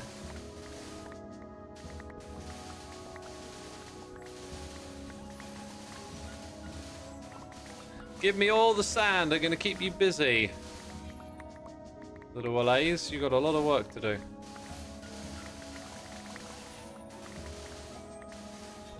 X, what is my current favourite song?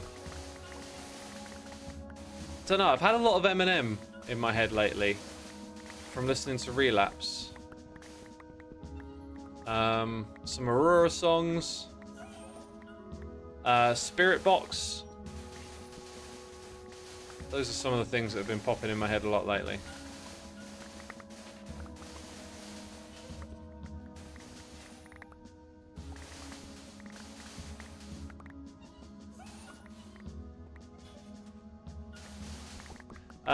I don't think this sand belongs to Doc. This sand is for me. I'm using it for a project.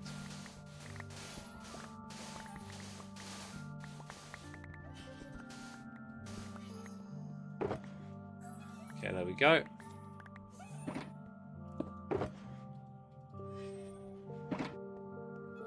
What is my opinion on jazz? I really like jazz. I like jazz fusion a lot. Like prog rock mixed with jazz is kind of my jam, I think. Slytro, thank you for 60 months, my dude. I heard it that time. I heard the noise in the ear. Can you believe it? Actually heard it.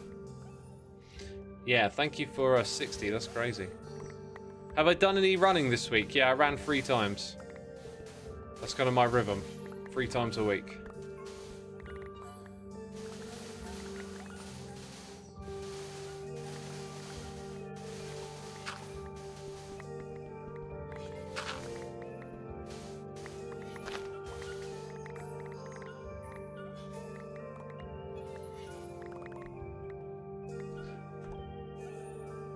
If you could join any Minecraft SMP, what would you join? Hermitcraft. I'd definitely join Hermitcraft if I could join any of them. No doubt about it. It's also the only one I'm really aware of. Like, I think Dream SMP ended a while ago, didn't it? I think Empires has finished. Not really sure what else is going on in the world of SMP, actually.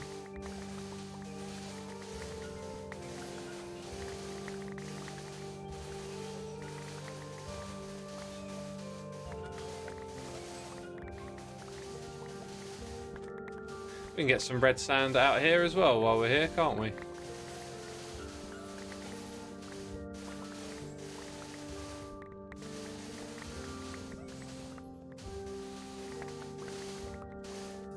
This is like hypnotic.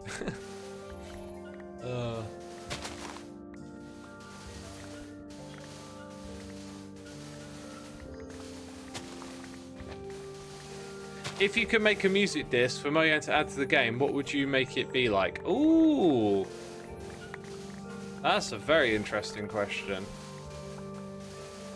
I would probably want to like think quite conceptually about like the rhyme and the reason of adding another disc. I think that's something I never used to do with making music, was like put a concept behind it first, but it interests me more and more with time to like start writing from and creating in general with like certain notions and ideas sort of pre-built. So I'll probably have to say like what and why is this music disc about? Where is it from?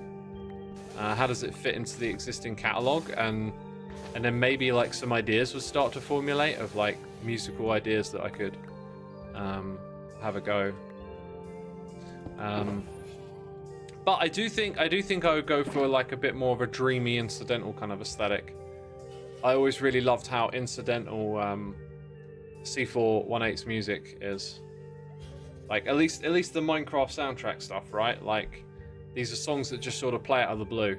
And you know, over time they've sort of shaped the game to play particular songs in particular biomes and stuff, and that's kind of like not the philosophy around how it was first put together. But you know, the game's got to evolve, I guess. So it's become a bit more what it was originally not going to be with time.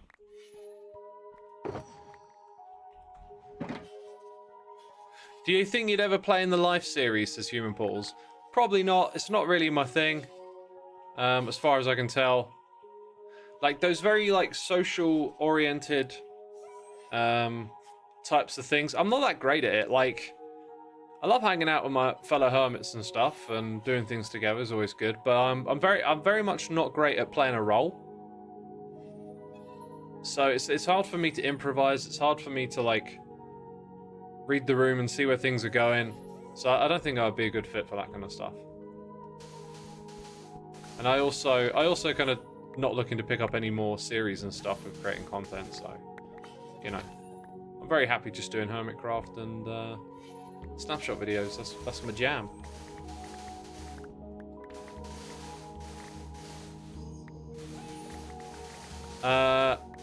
Is it about being great at it or enjoying it? True, you don't have to be good at it from a entertainment perspective, but I also like it's a thing, right? I haven't watched hardly any life series. I think I might have watched 10 minutes of a video when it first appeared, but I think I get the gist of what it is. It's like playing together and you're pushed towards doing shenanigans and pranks on each other and stuff, right? It's just so not my wheelhouse. For creativity, for content or like just casually, I don't know what I do with that stuff. I come to Minecraft and it's always like, building a farm or some sort of logical purpose for doing something, right? Like you need this thing, you need that thing. You're creating this thing over here so you can do that thing over there. I'm not very good at the artsy stuff or the social stuff, right? So I don't know. If you give it a go, you might find out, oh, actually, turns out you got something to offer, but instinctively it just feels like maybe not.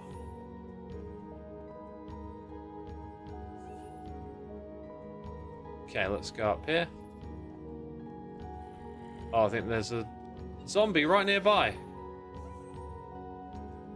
Ooh, just in time. Dude's decked out in chainmail. Is one of these full all the way? Okay, no, two of them are not. Take him back then. Let's go to where the zombies are not. Yeah, I think the shovel might be the limiting factor here. Like, we haven't got the full shulker boxes, but do you know what? I was getting more than enough anyway, and I've got some back at base, so I think this would be our last little run here. Last little run.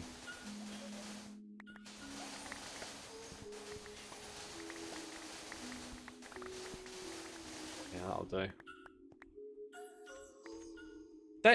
Dude, that guy, the LA's totally just hummed a little tune. Did you hear that? They hum in tunes now.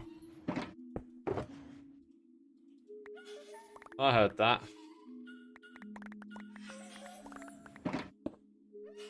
They're hitting like different pitches.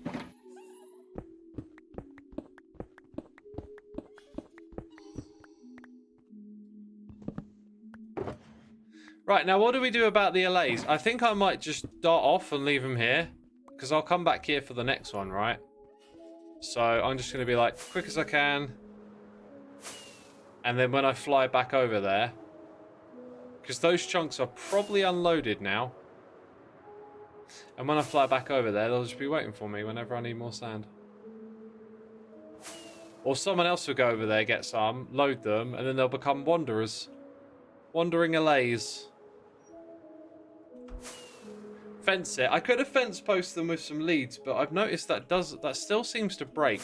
It's a bug that they fix every Minecraft update. And then, another one they always fix is the rain issue after you sleep, and then it just never actually gets fixed.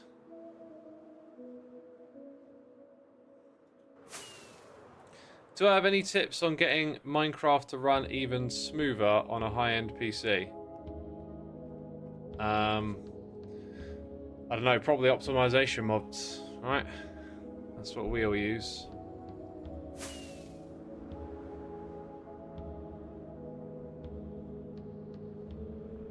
If I had a nickel for every person doing homework in this chat, I'd have 2 nickels, this human portal.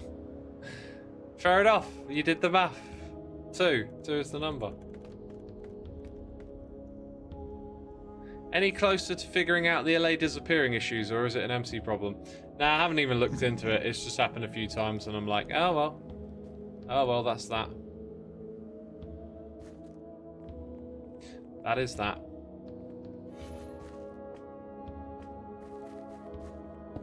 Whoops. I already had one full as well. So there you go. That'll get us through. That's plenty enough. Generally, you want to cap your FPS for best smoothness. Yeah, I play with my FPS capped at 70 because my monitor only goes up to 60.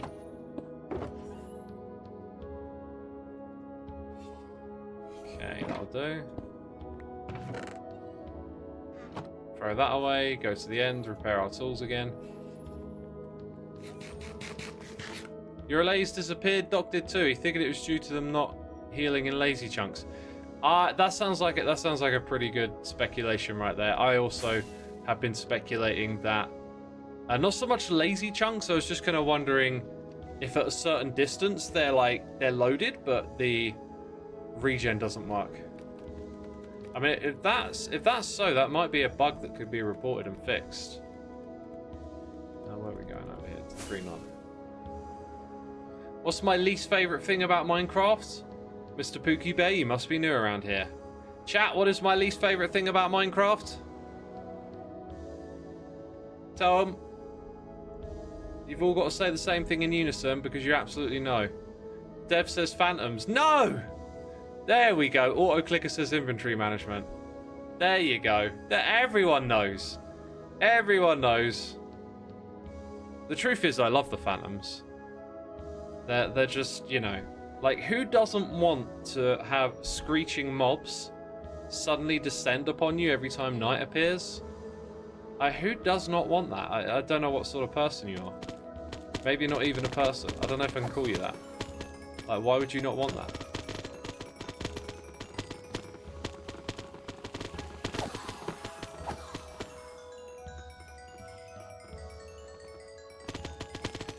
Yeah, I think the best way to summarize the life series stuff is that I can be social, but like being social for content doesn't quite work for me. Whenever I do stuff with other hermits and I watch it back after, I'm always just like, oh my god, X, shut up. I just constantly go into explainer mode. There was when we did the prank with Impulse on Skiz, right? I have this problem in my head. It's really bad. It messes me up a lot. I don't know what to do about it, but I have this problem with not understanding that I know something and someone else doesn't. So sometimes I get told a bit of information and then I talk to someone else as if they know it too. And I don't know why it happens over and over again. It's just something wrong with my head, okay? Now, because of that, when I record with other people, I just kind of like go into explainer mode, and I'm like always thinking about like what's going on and like making sure everyone understands. That's not really how it works on camera. Like, people just hang out. And so I watched that Impulse clip back. This is the last time it happened, and I was like, I really want to like get better at this and figure it out. You feel free to go back and watch that episode if you want to see what I'm talking about. Actually, no, I cut it all out. I think I cut it all out. Maybe it's in Impulse's video, right? But like, Impulse comes over to my area, and I'm thinking from my own perspective, and I'm like, Impulse needs to know this and that and this and that, right? So I start telling him there's a button above the door. We've got to press that when they come in. Then there's a lever over here. We've got to do this and that. And I forget that Impulse has not seen any of this and doesn't even know what's going on yet, right? And it's so annoying when I watch it back. I'm like, oh, dude, shut up. You just needed to let Impulse come in, look around, ask questions, and put all the pieces of the puzzle together bit by bit. But I never do that. I seem to just go into explaining mode, and it's really bad when I'm assuming stuff Because I don't think Impulse even knew that I'd set up a room to, like, trap Skiz in, right? Or at least it didn't come across like that. Wandering Masters, I like explainer mode as a viewer. I don't pick up a lot of things unless they're spelled out. Yeah, well, that's what I do. I'm constantly in explainer mode, so if you're a viewer of mine, it makes sense you would like that. That's how I do my videos. I go through them explaining stuff. Here's this thing. Here's that thing. Here's why we're doing it. Now we're going over there. This thing happened. We need to do this now. Like, I'm always thinking about how you're listening to what I'm doing. That's probably a strength, but it's not in these social environments, because when I watch them back, I realize I'm talking to the audience way too much, and I'm trying to bring someone else now on my little explaining journey. And like, Impulse was just being bombarded with information about pressing buttons and locking levers, and like, I hadn't thought about how to explain it in like a particular order that makes sense, and it just becomes this trap of me spurting out all sorts of information for your benefit as the viewer, but like, it just ruins the social stuff, and it's something I really want to get away from, but I'm a creature of habit, and I keep seeming to sort of do that over and over again, so it's something I gotta just try and work on a bit more. I did it again with Efo the other day. I bumped into Efo, right, to record. Not really to record. You just hit record when you hang out. But like when you ask someone like, how's your day or what you've been up to, most people are like, oh, it's been alright. For me, it's like an invitation to explain the particulars of like some redstone problem that I was having, and then the other person's always like, oh, all right, and I'm like, I'm doing it again. Why do I do this?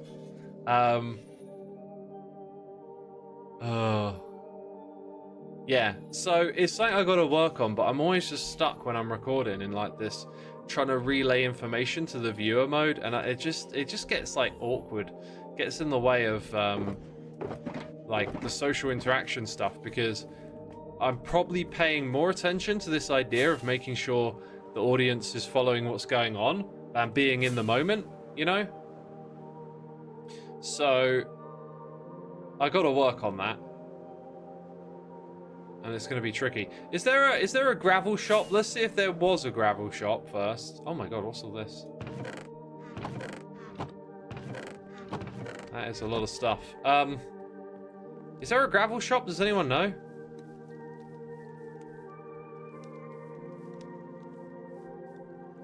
The Death Scar. Oh, right. Is that selling gravel? Oh, sand and gravel paired together. Is that the way it works?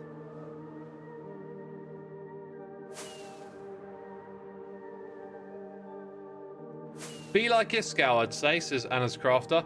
I mean, that's easy to say, but I'm not exactly like, I don't know what that means. Like, I am me, right? I have to start from where I'm at. So I just need to figure out how to get my brain working different. Dude, that's a lightsaber. Awesome. This is a very cool little area. Dude, these statues are so cool. Oh, here we go. I was just about to ask.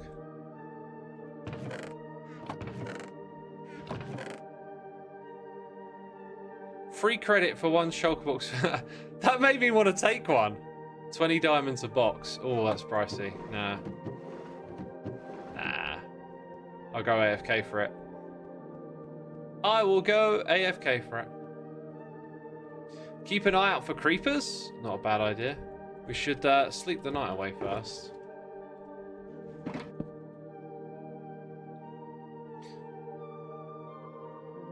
Maybe social anxiety and you defaulting to the interaction style you are comfortable with. Now, it's not a social anxiety thing at all. I've never felt that, hanging out with the hermits and stuff. Like, it's not that. It's the being in record mode thing. Is what it is for me. We were down here earlier. I didn't see what this thing was. This looks new. Looks like a grand old shop. If it's a shop.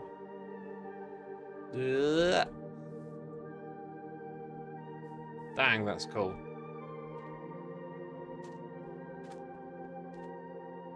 Grass for sale. Carrots.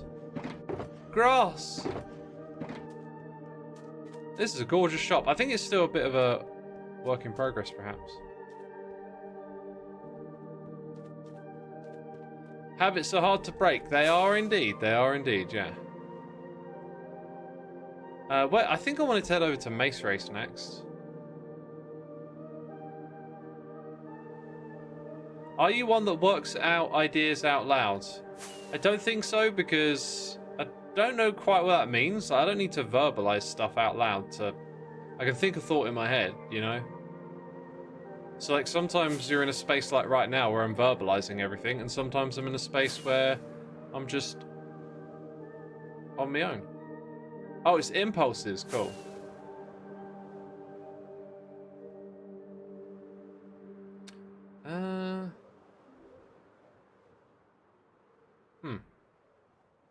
Right, let's go over some Mace Race plans, right? I am actually going to tear out what's in front of us. I decided what I'm going to do, and I've actually written it all down, is this whole thing is going to go, and so is this. We're basically starting again. I can come in here and start ripping out some of the stuff. I've mapped out the whole thing, how I want to do it. It's simpler. It's not going to have glass and copper grates around the side. This is all going, basically. We're sort of starting again. I'm going to get rid of this as well, this redstone thing. It may come back later if I find a way to do it between our two lanes here. Alright, if I find a way to do it that's very compact and not very visible, I might bring it back, but otherwise I've decided actually no. So I've taken notes. I've figured out what I want to do for almost every single section. And yeah, with that in mind, I now have a plan from start to end rather than winging it, which is probably how I should have done it from the get-go. But I'm me. I am constantly in a rush to do the next thing, and I need to slow down and think things through a lot more. So I've done that now, and I think I've got a path forward for this game, which is good. It's a bit of an annoyance that I've like put so many hours into this, but that's just Minecraft. You tend to do that anyway. Let's get back up there again. Oh wait, I want that. X, is the big project with Corrales going to happen once he comes back? Yeah. It's with Corrales. Yeah, Corrales hasn't made an episode in 2 months, but like I always find it strange because like people say someone's gone or they come back, yet like I talk to Corrales, you know, constantly, so it doesn't feel like Corrales has gone anywhere.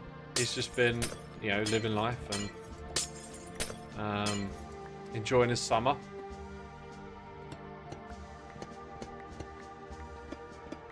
But yeah, right.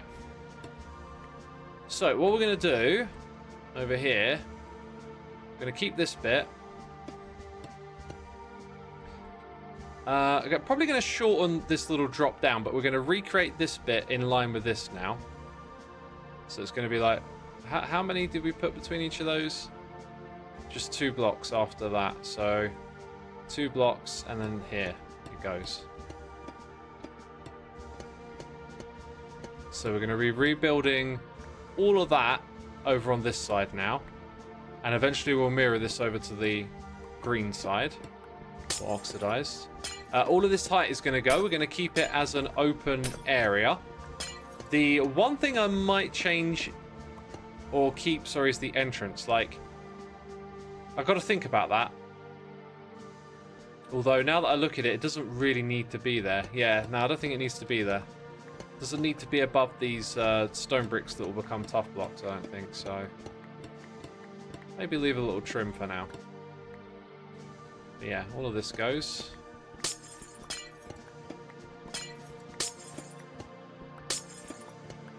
You should have Mace pixel art on the entrance. I considered that.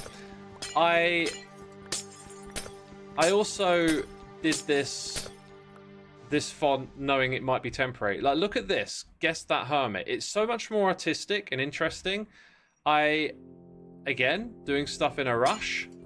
Wanted to get the episode finished, show off the concept for the video. Just put together a quick font. This is what I've been getting at a little bit lately. It's just sort of being stuck in that same mindset over and over again and grinding through stuff.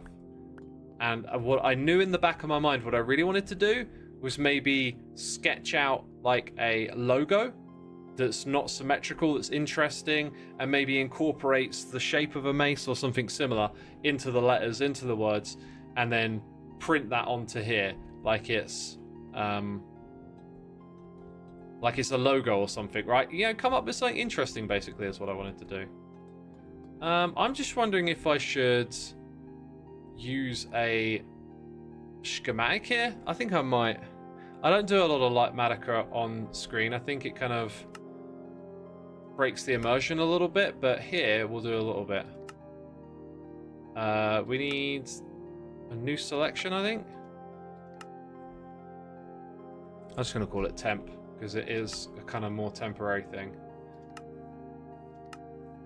Hey, there's a wandering trader. Cannot be bothered to trade with you. That is perfectly positioned there.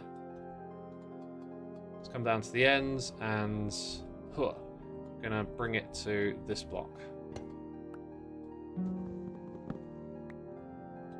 Okay, 1, 2 over here. 1, 2, buckle my shoe. So that's the whole of that in here. The next trick is just to save it and move it to the new location.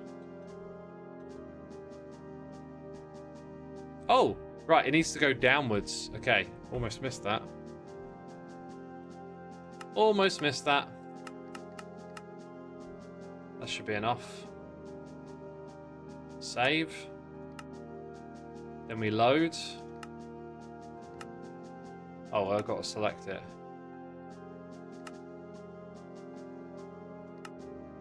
This bit's always a bit awkward. I've now got a massive list of things, right? So if I do that...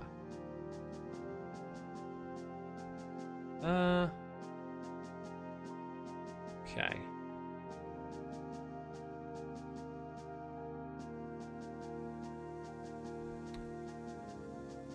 Right, yeah. So go down... Did I load it? Yeah. Configure...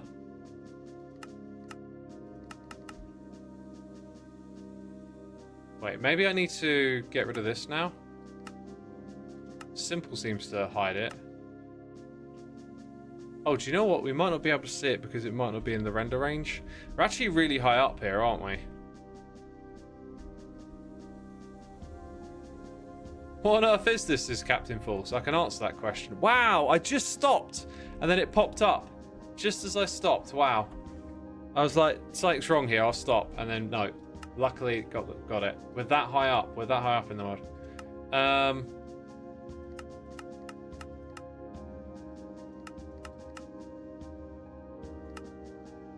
There it is. That's now correctly configured.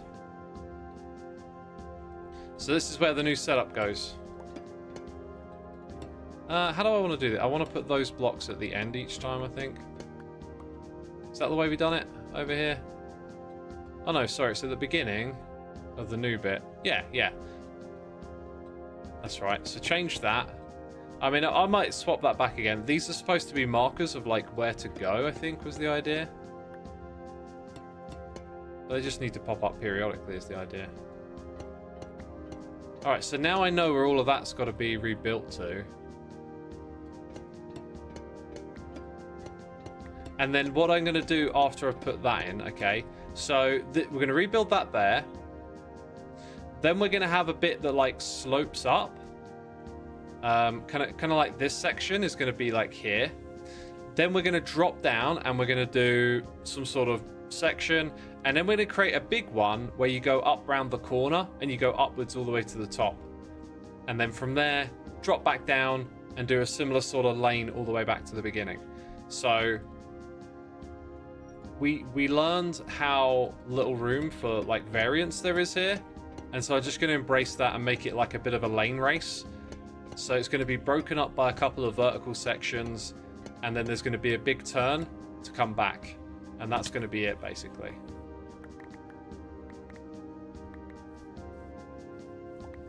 That's going to be the whole thing. What's the race for, says Captain Falls. Fun! Why do we do races? I'll probably end up making like a mace trophy. If you win a game, you get a mace race trophy. Or do a little playoff thing or something. Right, probably need to sleep in the bed.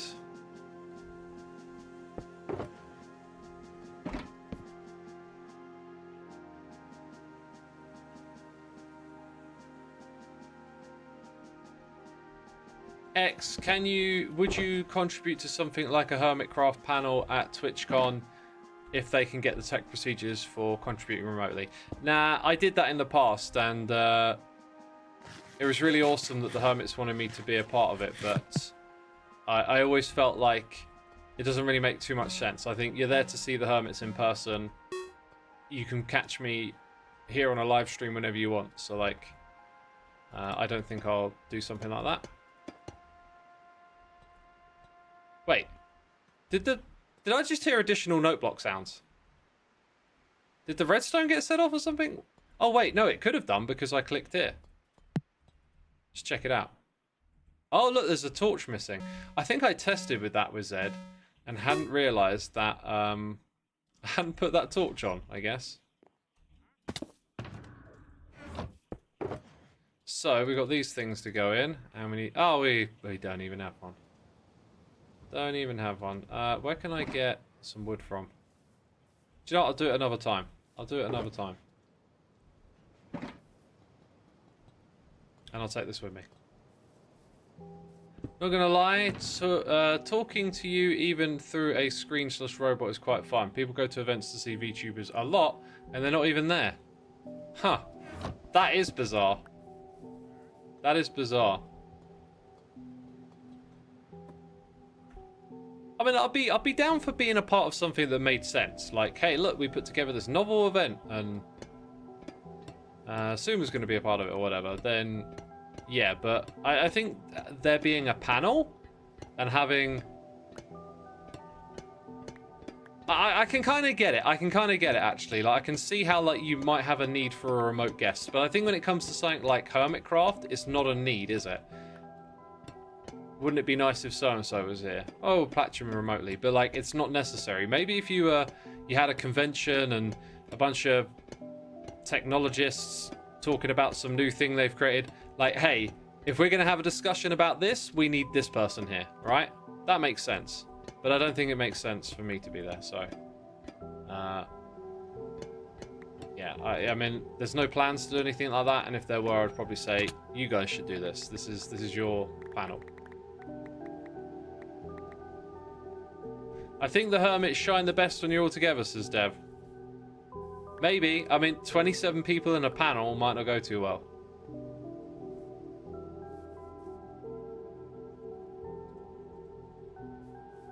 Gosh, this song's so beautiful. Love it. Right, next thing we'll do is going to be kind of awkward. Maybe I can get a bit hacky here. No, I can't. I can't get hacky. So I kind of need to see this from above. Let's go and put a block there then.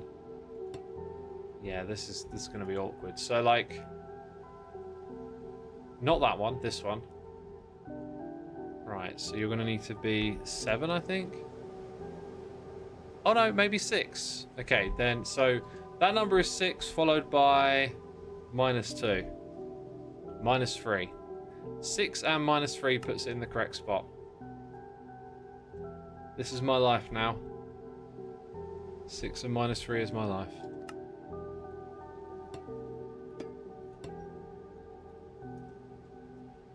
This is, oh my god, this is where that repeat thing would be amazing.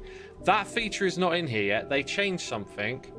I think they might have changed scale. No, scale isn't on a slider. I think maybe rotation is the new thing they added. Yeah, I think rotation might be a new feature here.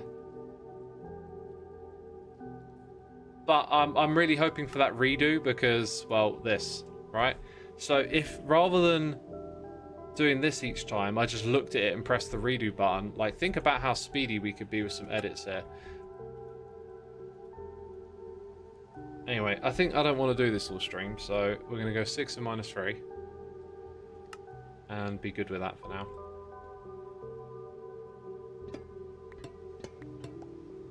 Ah!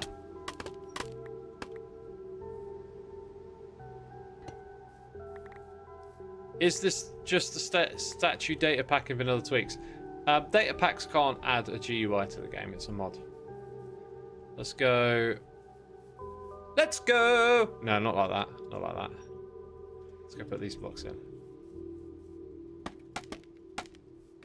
Anyway, as you can see, we now got a plan. We now got a plan for the whole thing. And we're going to bring that plan to life. So I'm happy to start working on this again, is what I'm saying. Like, sussed it out, ready to do the grind on stream.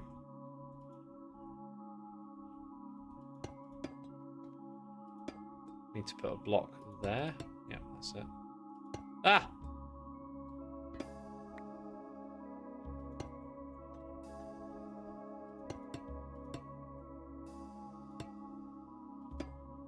Can you imagine X attending in person, but full Doom guy cosplay so he keeps his anonymity? That would be amazing. I don't think I'd do something like that. Just so you know. Just in case anyone tries to convince you otherwise. Ah, that's annoying. There we go.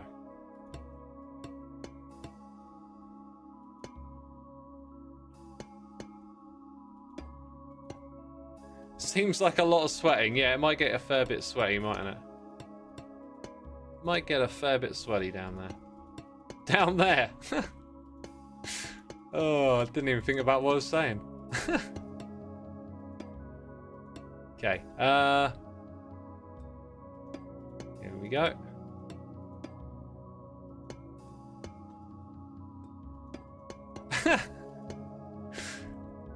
You're as startled as I am. I just like finished the sentence, and then I was like, wait, why are you saying that? Hey, this is what happens when you live stream. You're not going to get every sentence right, are you?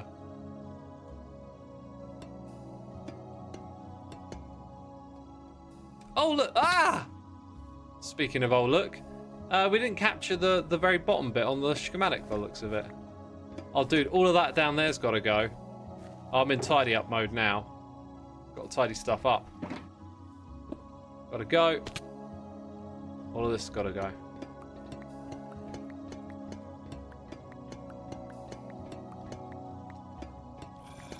Imagine X attended, but nobody knows what he looks like. Imagine, eh? Imagine. Oh my god. There's a person, I don't know what they look like. Oh my god. Wow. Let's keep the Q&A going.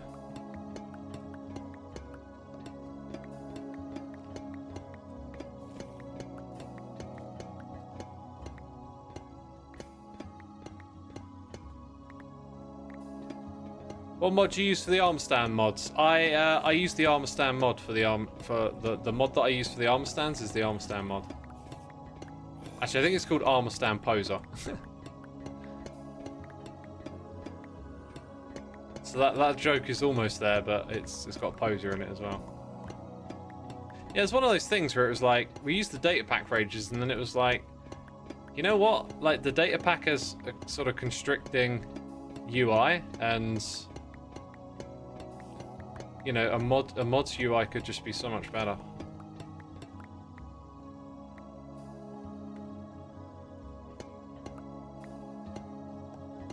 How do you keep track of all the mods the hermits need before updating?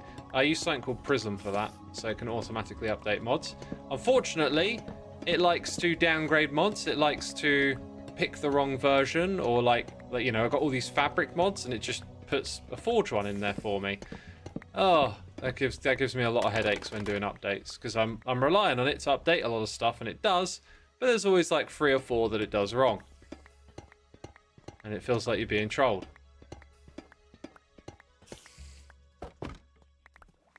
Well, I got like an instant mine block. I want to get some instant mine blocks here. Oh, and we're out of beacon range, so maybe I won't do that. Maybe I won't do that then. Just use this stuff again.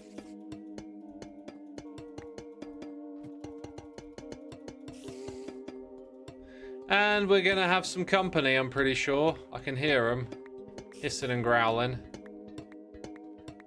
Maybe not. Maybe it's just out of sight somewhere.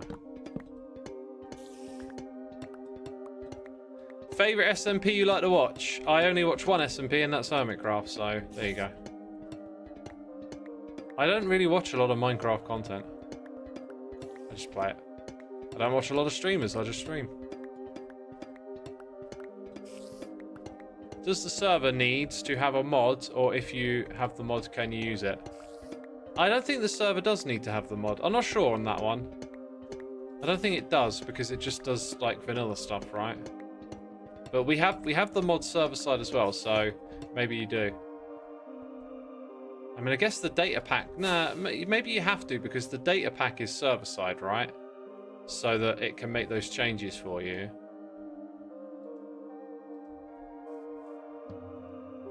Yeah, I'm guessing maybe the vanilla client doesn't have a way to say, let's change this armor stand, because that's more of a command thing. So we use the data pack as a proxy to run the commands. Therefore, if you had a mod, maybe it would work if you're OP, but otherwise I think you'd need it on the server. Is what I'm gonna guess.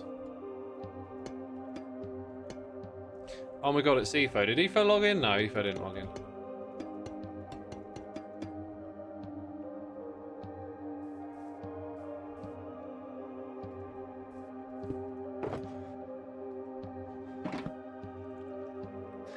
Are there bands that you respect even though you don't like their music? For me, Pink Floyd. Oh, you don't like Pink Floyd? I don't respect you, man. Yeah, I think anything I don't like I should probably respect. Like, I mean, other people took the time to make that music and stuff, right?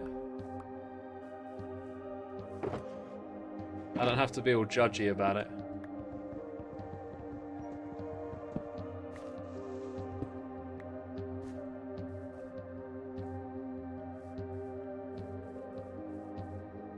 Right, let's tear out a bit more of the other one. Jevin was AFK a while ago. Oh wait, the stuff I want's over here. But that was a long while ago. Oh, I've only got that much left. Oh, and I got that. I'll do.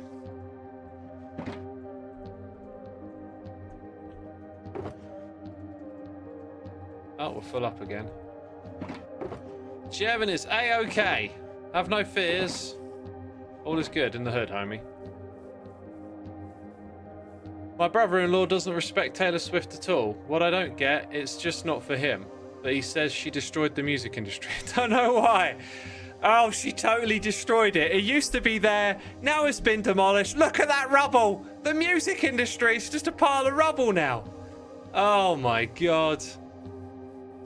Yeah, I used to be the sort of person that might think like that, but it's just rubbish. Like, some people will see pop music as being bad, and it's just like, soon be Christmas, soon be in a coffin, soon be in the ground. Like, fall into a hole. I don't know. Let me try and think, like, oh wait a minute, is there actually maybe some musical trend, some artist that I could point to and go, do you know what, this might have been bad? I'm not sure that I can. I think it's helpful to know what, like in the 90s into the noughties, we had the explosion of boy bands and girl bands, and oh, is that what they called them? They didn't call them bands, did they? Like girl groups or whatever. I feel like there's a word there I'm just forgetting. Like, it could be easy to like really idolize these people and think of them as great musicians and not realize that they're doing covers of old songs. And you know, transparency on that level I think is good for pop music, to know like how much of it is who you're listening to and who's not. Like with a lot of pop artists, sometimes they're just, you know, talented singers who can dance and they're attractive, and then they put together like a product, they bring a bunch of songwriters together and they try and make hits. As long as you know that that's going on, I don't think it's that bad. I think what sucks is when some people think, oh, I really love this musician, and not realizing that they're more of a performer and that other people write the music for them. I don't think there's anything wrong with doing that. It's just, I think you deserve to know. And then make of it what you will. Boy bands and girl groups. Maybe that's literally what they called them. When I said it a second ago, it just didn't feel right. I felt like I was saying the wrong thing, but yeah. Whisper rap is atrocious. What is whisper rap? That sounds hilarious. Oh my god. Whisper rap.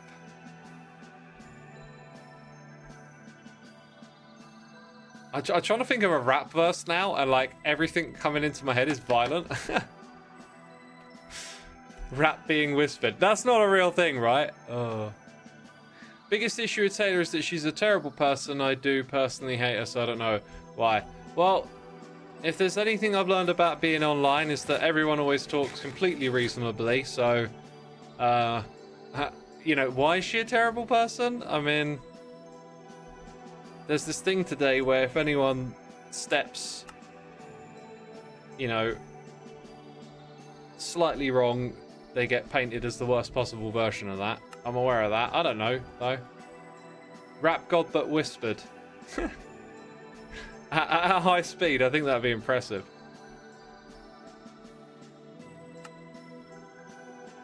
I remember playing Doom to Spice Girls music because sounds from the game scared me. That's brilliant. I love that. Just put on some Spice Girls to comfort you. Dang. I can't imagine hearing the Spice Girls and then thinking of Doom. That would just be weird. Hate's a strong word. It is. I don't like using it. I don't like using it. So why is Taylor Swift so bad? What's she done now? Did she make a song you didn't like? Oh dear.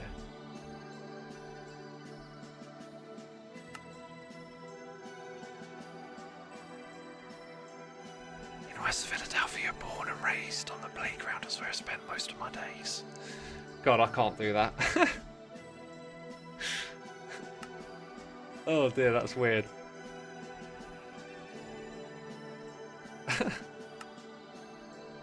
I dislike Taylor for a constant use of private planes and therefore the bad economic impact, says Rosararu. Yeah, see, I as much as I think like private planes are a problem, and yes, it's something we could do to reduce the use of it, like it wouldn't make me think someone's a terrible person. I can imagine if you're that famous, traveling in public transport could be difficult or exhausting, you know?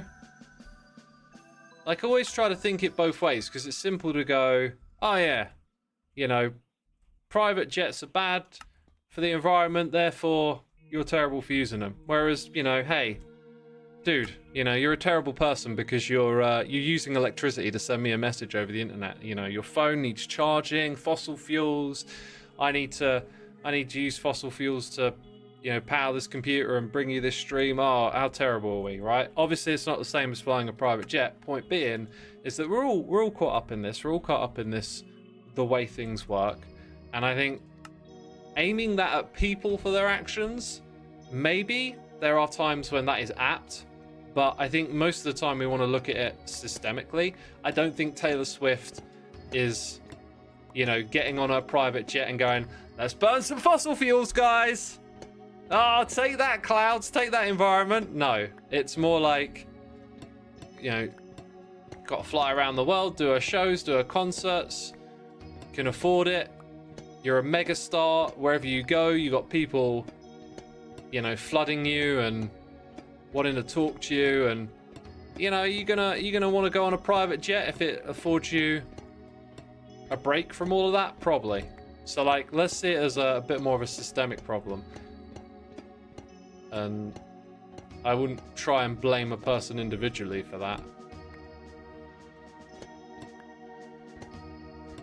Seabury says she also does it for her own safety. She has stalkers trying to kill her.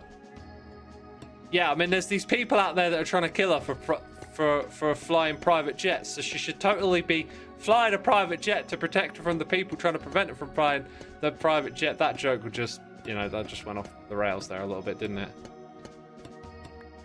I gave it a shot, though. That's what really matters. That's what really matters with comedy. Trying. A lot of celebrities use private jets, but she's the only one being called out. Yeah, that's another thing. Like, when you call an individual out, there's often more people that could fit into that category, and it's like, well, why this one person and not the others? It's just the way we think. It's the way we work. We do that to people. For people like her and high government officials using public planes could put those planes in danger. It's true, yeah, it could. How much danger? You know, I'm not sure. But I can certainly understand it from a social perspective of, like, being bombarded by people wanting your attention because you're famous. You know, I can understand that need for privacy and stuff. And, you know, it's supply and demand. Some people need it, they'll pay the money for it. That's why we have private jets. I mean, imagine if we were a little different as society and didn't treat people that way. These needs might not emerge, but it's the way we are, and there they are. I'm not making excuses. I think I don't know. What like try and flip it a little bit. Let's say the government came in and stopped the use of private planes or something. You know, there'll probably be some people that would get cleared to use them. You know, the president. We're not gonna go put the president on a regular plane, are we? So there's some sort of threshold. Like, and you know, what would the trade-off be? Would it be that bad? Maybe some accommodations can be made for like high-profile individuals to get on public transport in a safer way for them. I don't know. Like, imagine the world changed and shift, and ask like, what would be different? What would it look like? And maybe like there's some obvious reasons where it's like, oh, this would be really dangerous, and then maybe there's not. Maybe it actually wouldn't be too bad to try it. See how it goes. Yeah, I just don't like to think about these things in terms of like, oh, here's this celebrity on a private jet, now therefore I hate them and they're a terrible person. It's just a weird way to think about it. Let's see.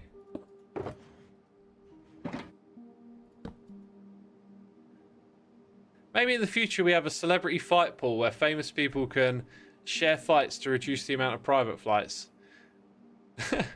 I read it as fight pool. I was all ready to lean into a joke about getting celebrities to fight each other for flight minutes or something, and then I'm like, oh no, wait, it's a flight pool. Yeah, the issue with that will probably be logistics of like, well, I'm at this end of the country and you're at that end of the country, and we got to go here and I got to go there. But yeah, like the way society is structured, it's supply and demand. So if someone needs it, someone else can supply it to them, right? Then you need regulation to come in and be like, we need to change that behavior for this reason or another. Because otherwise, you know, it'll just go in a direction without thought or control for other factors. So like the environmental factor is something that you could legislate into consideration. If you're a legislator. I'm not a legislator.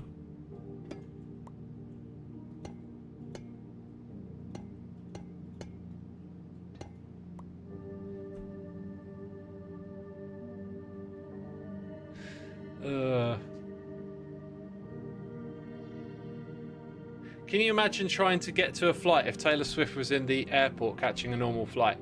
This is one of those things, right? Like, it's like part of the problem is how we treat celebrities, right? I'm the sort of person, if I saw Taylor Swift or someone who, let's say for me, is like, wow, it's that person. I'll throw out Neil deGrasse Tyson, because he seems like a very like talkative, approachable guy who doesn't mind having an audience. I feel like if I saw Neil deGrasse Tyson somewhere, I feel like he's someone you could probably say hello to. But just considering that they probably get that all the time, right? I'm perfectly fine with seeing a celebrity. In fact, I was on holiday and my cousin saw someone very famous, and didn't really say anything to them. They locked eyes, and it was one of those moments where it's like, you know who I am, right? Because I'm that person. Anyway, but yeah, like I've kind of half forgot what I was saying. I just don't have that internal desire to go up to someone and be like, oh my god, you know, hi, it's you, or whatever. I'd be like, you're famous. Yeah, it's kind of cool that you're here. You know, like a movie star. You're in an airport. You see Tom Cruise or whatever, and it's like, I'll give you your space. You know, like I don't need to go up to you and say hi. But that's just me. There's a lot of people that do though, right? They want to go say hello. Oh my god, I can't believe it's you. And so if you're one of those people, you're going to get that all the time. You're always going to be getting that. They're just people, says Pesclossen. Yeah, see, that's what it's like to me. I know that they're people, and I don't get in a big hubbub about it. You'd definitely, if you saw a celebrity, I'd definitely get a bit of a, oh my god, it's that person or whatever, right? But then get over that, and you don't need to go up to them and say anything. Just let them be, right? If we were all like that, then these problems might not really be problems, right? But that's not how we all are. So these people, you know, live their lives quite different from the rest of us, as they've got that added thing. Right, I'll put those blocks in later, I think. There you go. So shimmied that over there. Next step will be big curved section like this one. Going to keep it all open, right? So let's try and picture it. Drop down, another running section, big corner jump. Then we come back through a running section, something where you go up and down, a running section to the end. That's kind of my idea for the whole thing. And we're not going to go, this means we're not going to dig any more underground stuff, so that saves time. We're not going to build a big frame around it. So building the rest of this, I reckon we could get it done in the next live stream. Tearing that down, though, might take a bit more time. I don't know quite how we're going to achieve that, but that's where Mace Race is at. And I'm glad I took a little break and some time to think about it, you know? It needed to be done, really. Right, let's have a look at chat.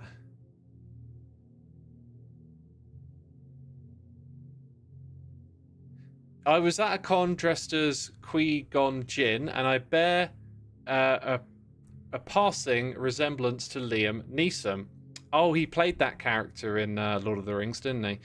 Ray Park Darth Maul was entertaining a side door with his kit and saw me. He smiled and nodded and then gave me a big thumbs up.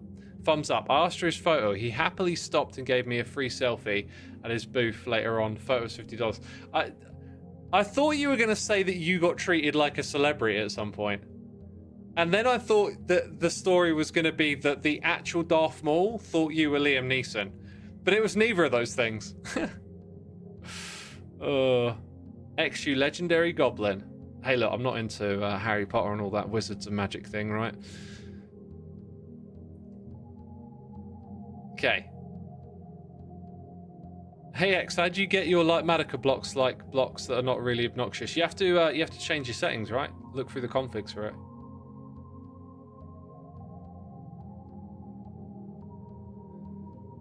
Right, I'm going to wrap my stream up there, chat. I hope you enjoyed hanging out with me today. We got a lot done. We got the sand, we did some Mace Race, and we talked and we waffled and we had good times, didn't we? Would you like to know what my operator level is now?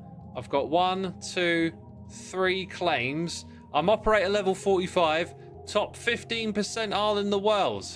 Oh my god, that AFKing in shapes was so worth it. So worth it. Wish I'd have thought of it sooner.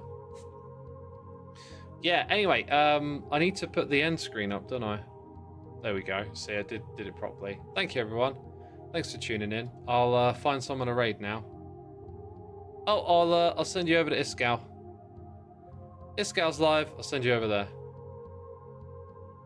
Cool. Take care, everyone. Have a great day.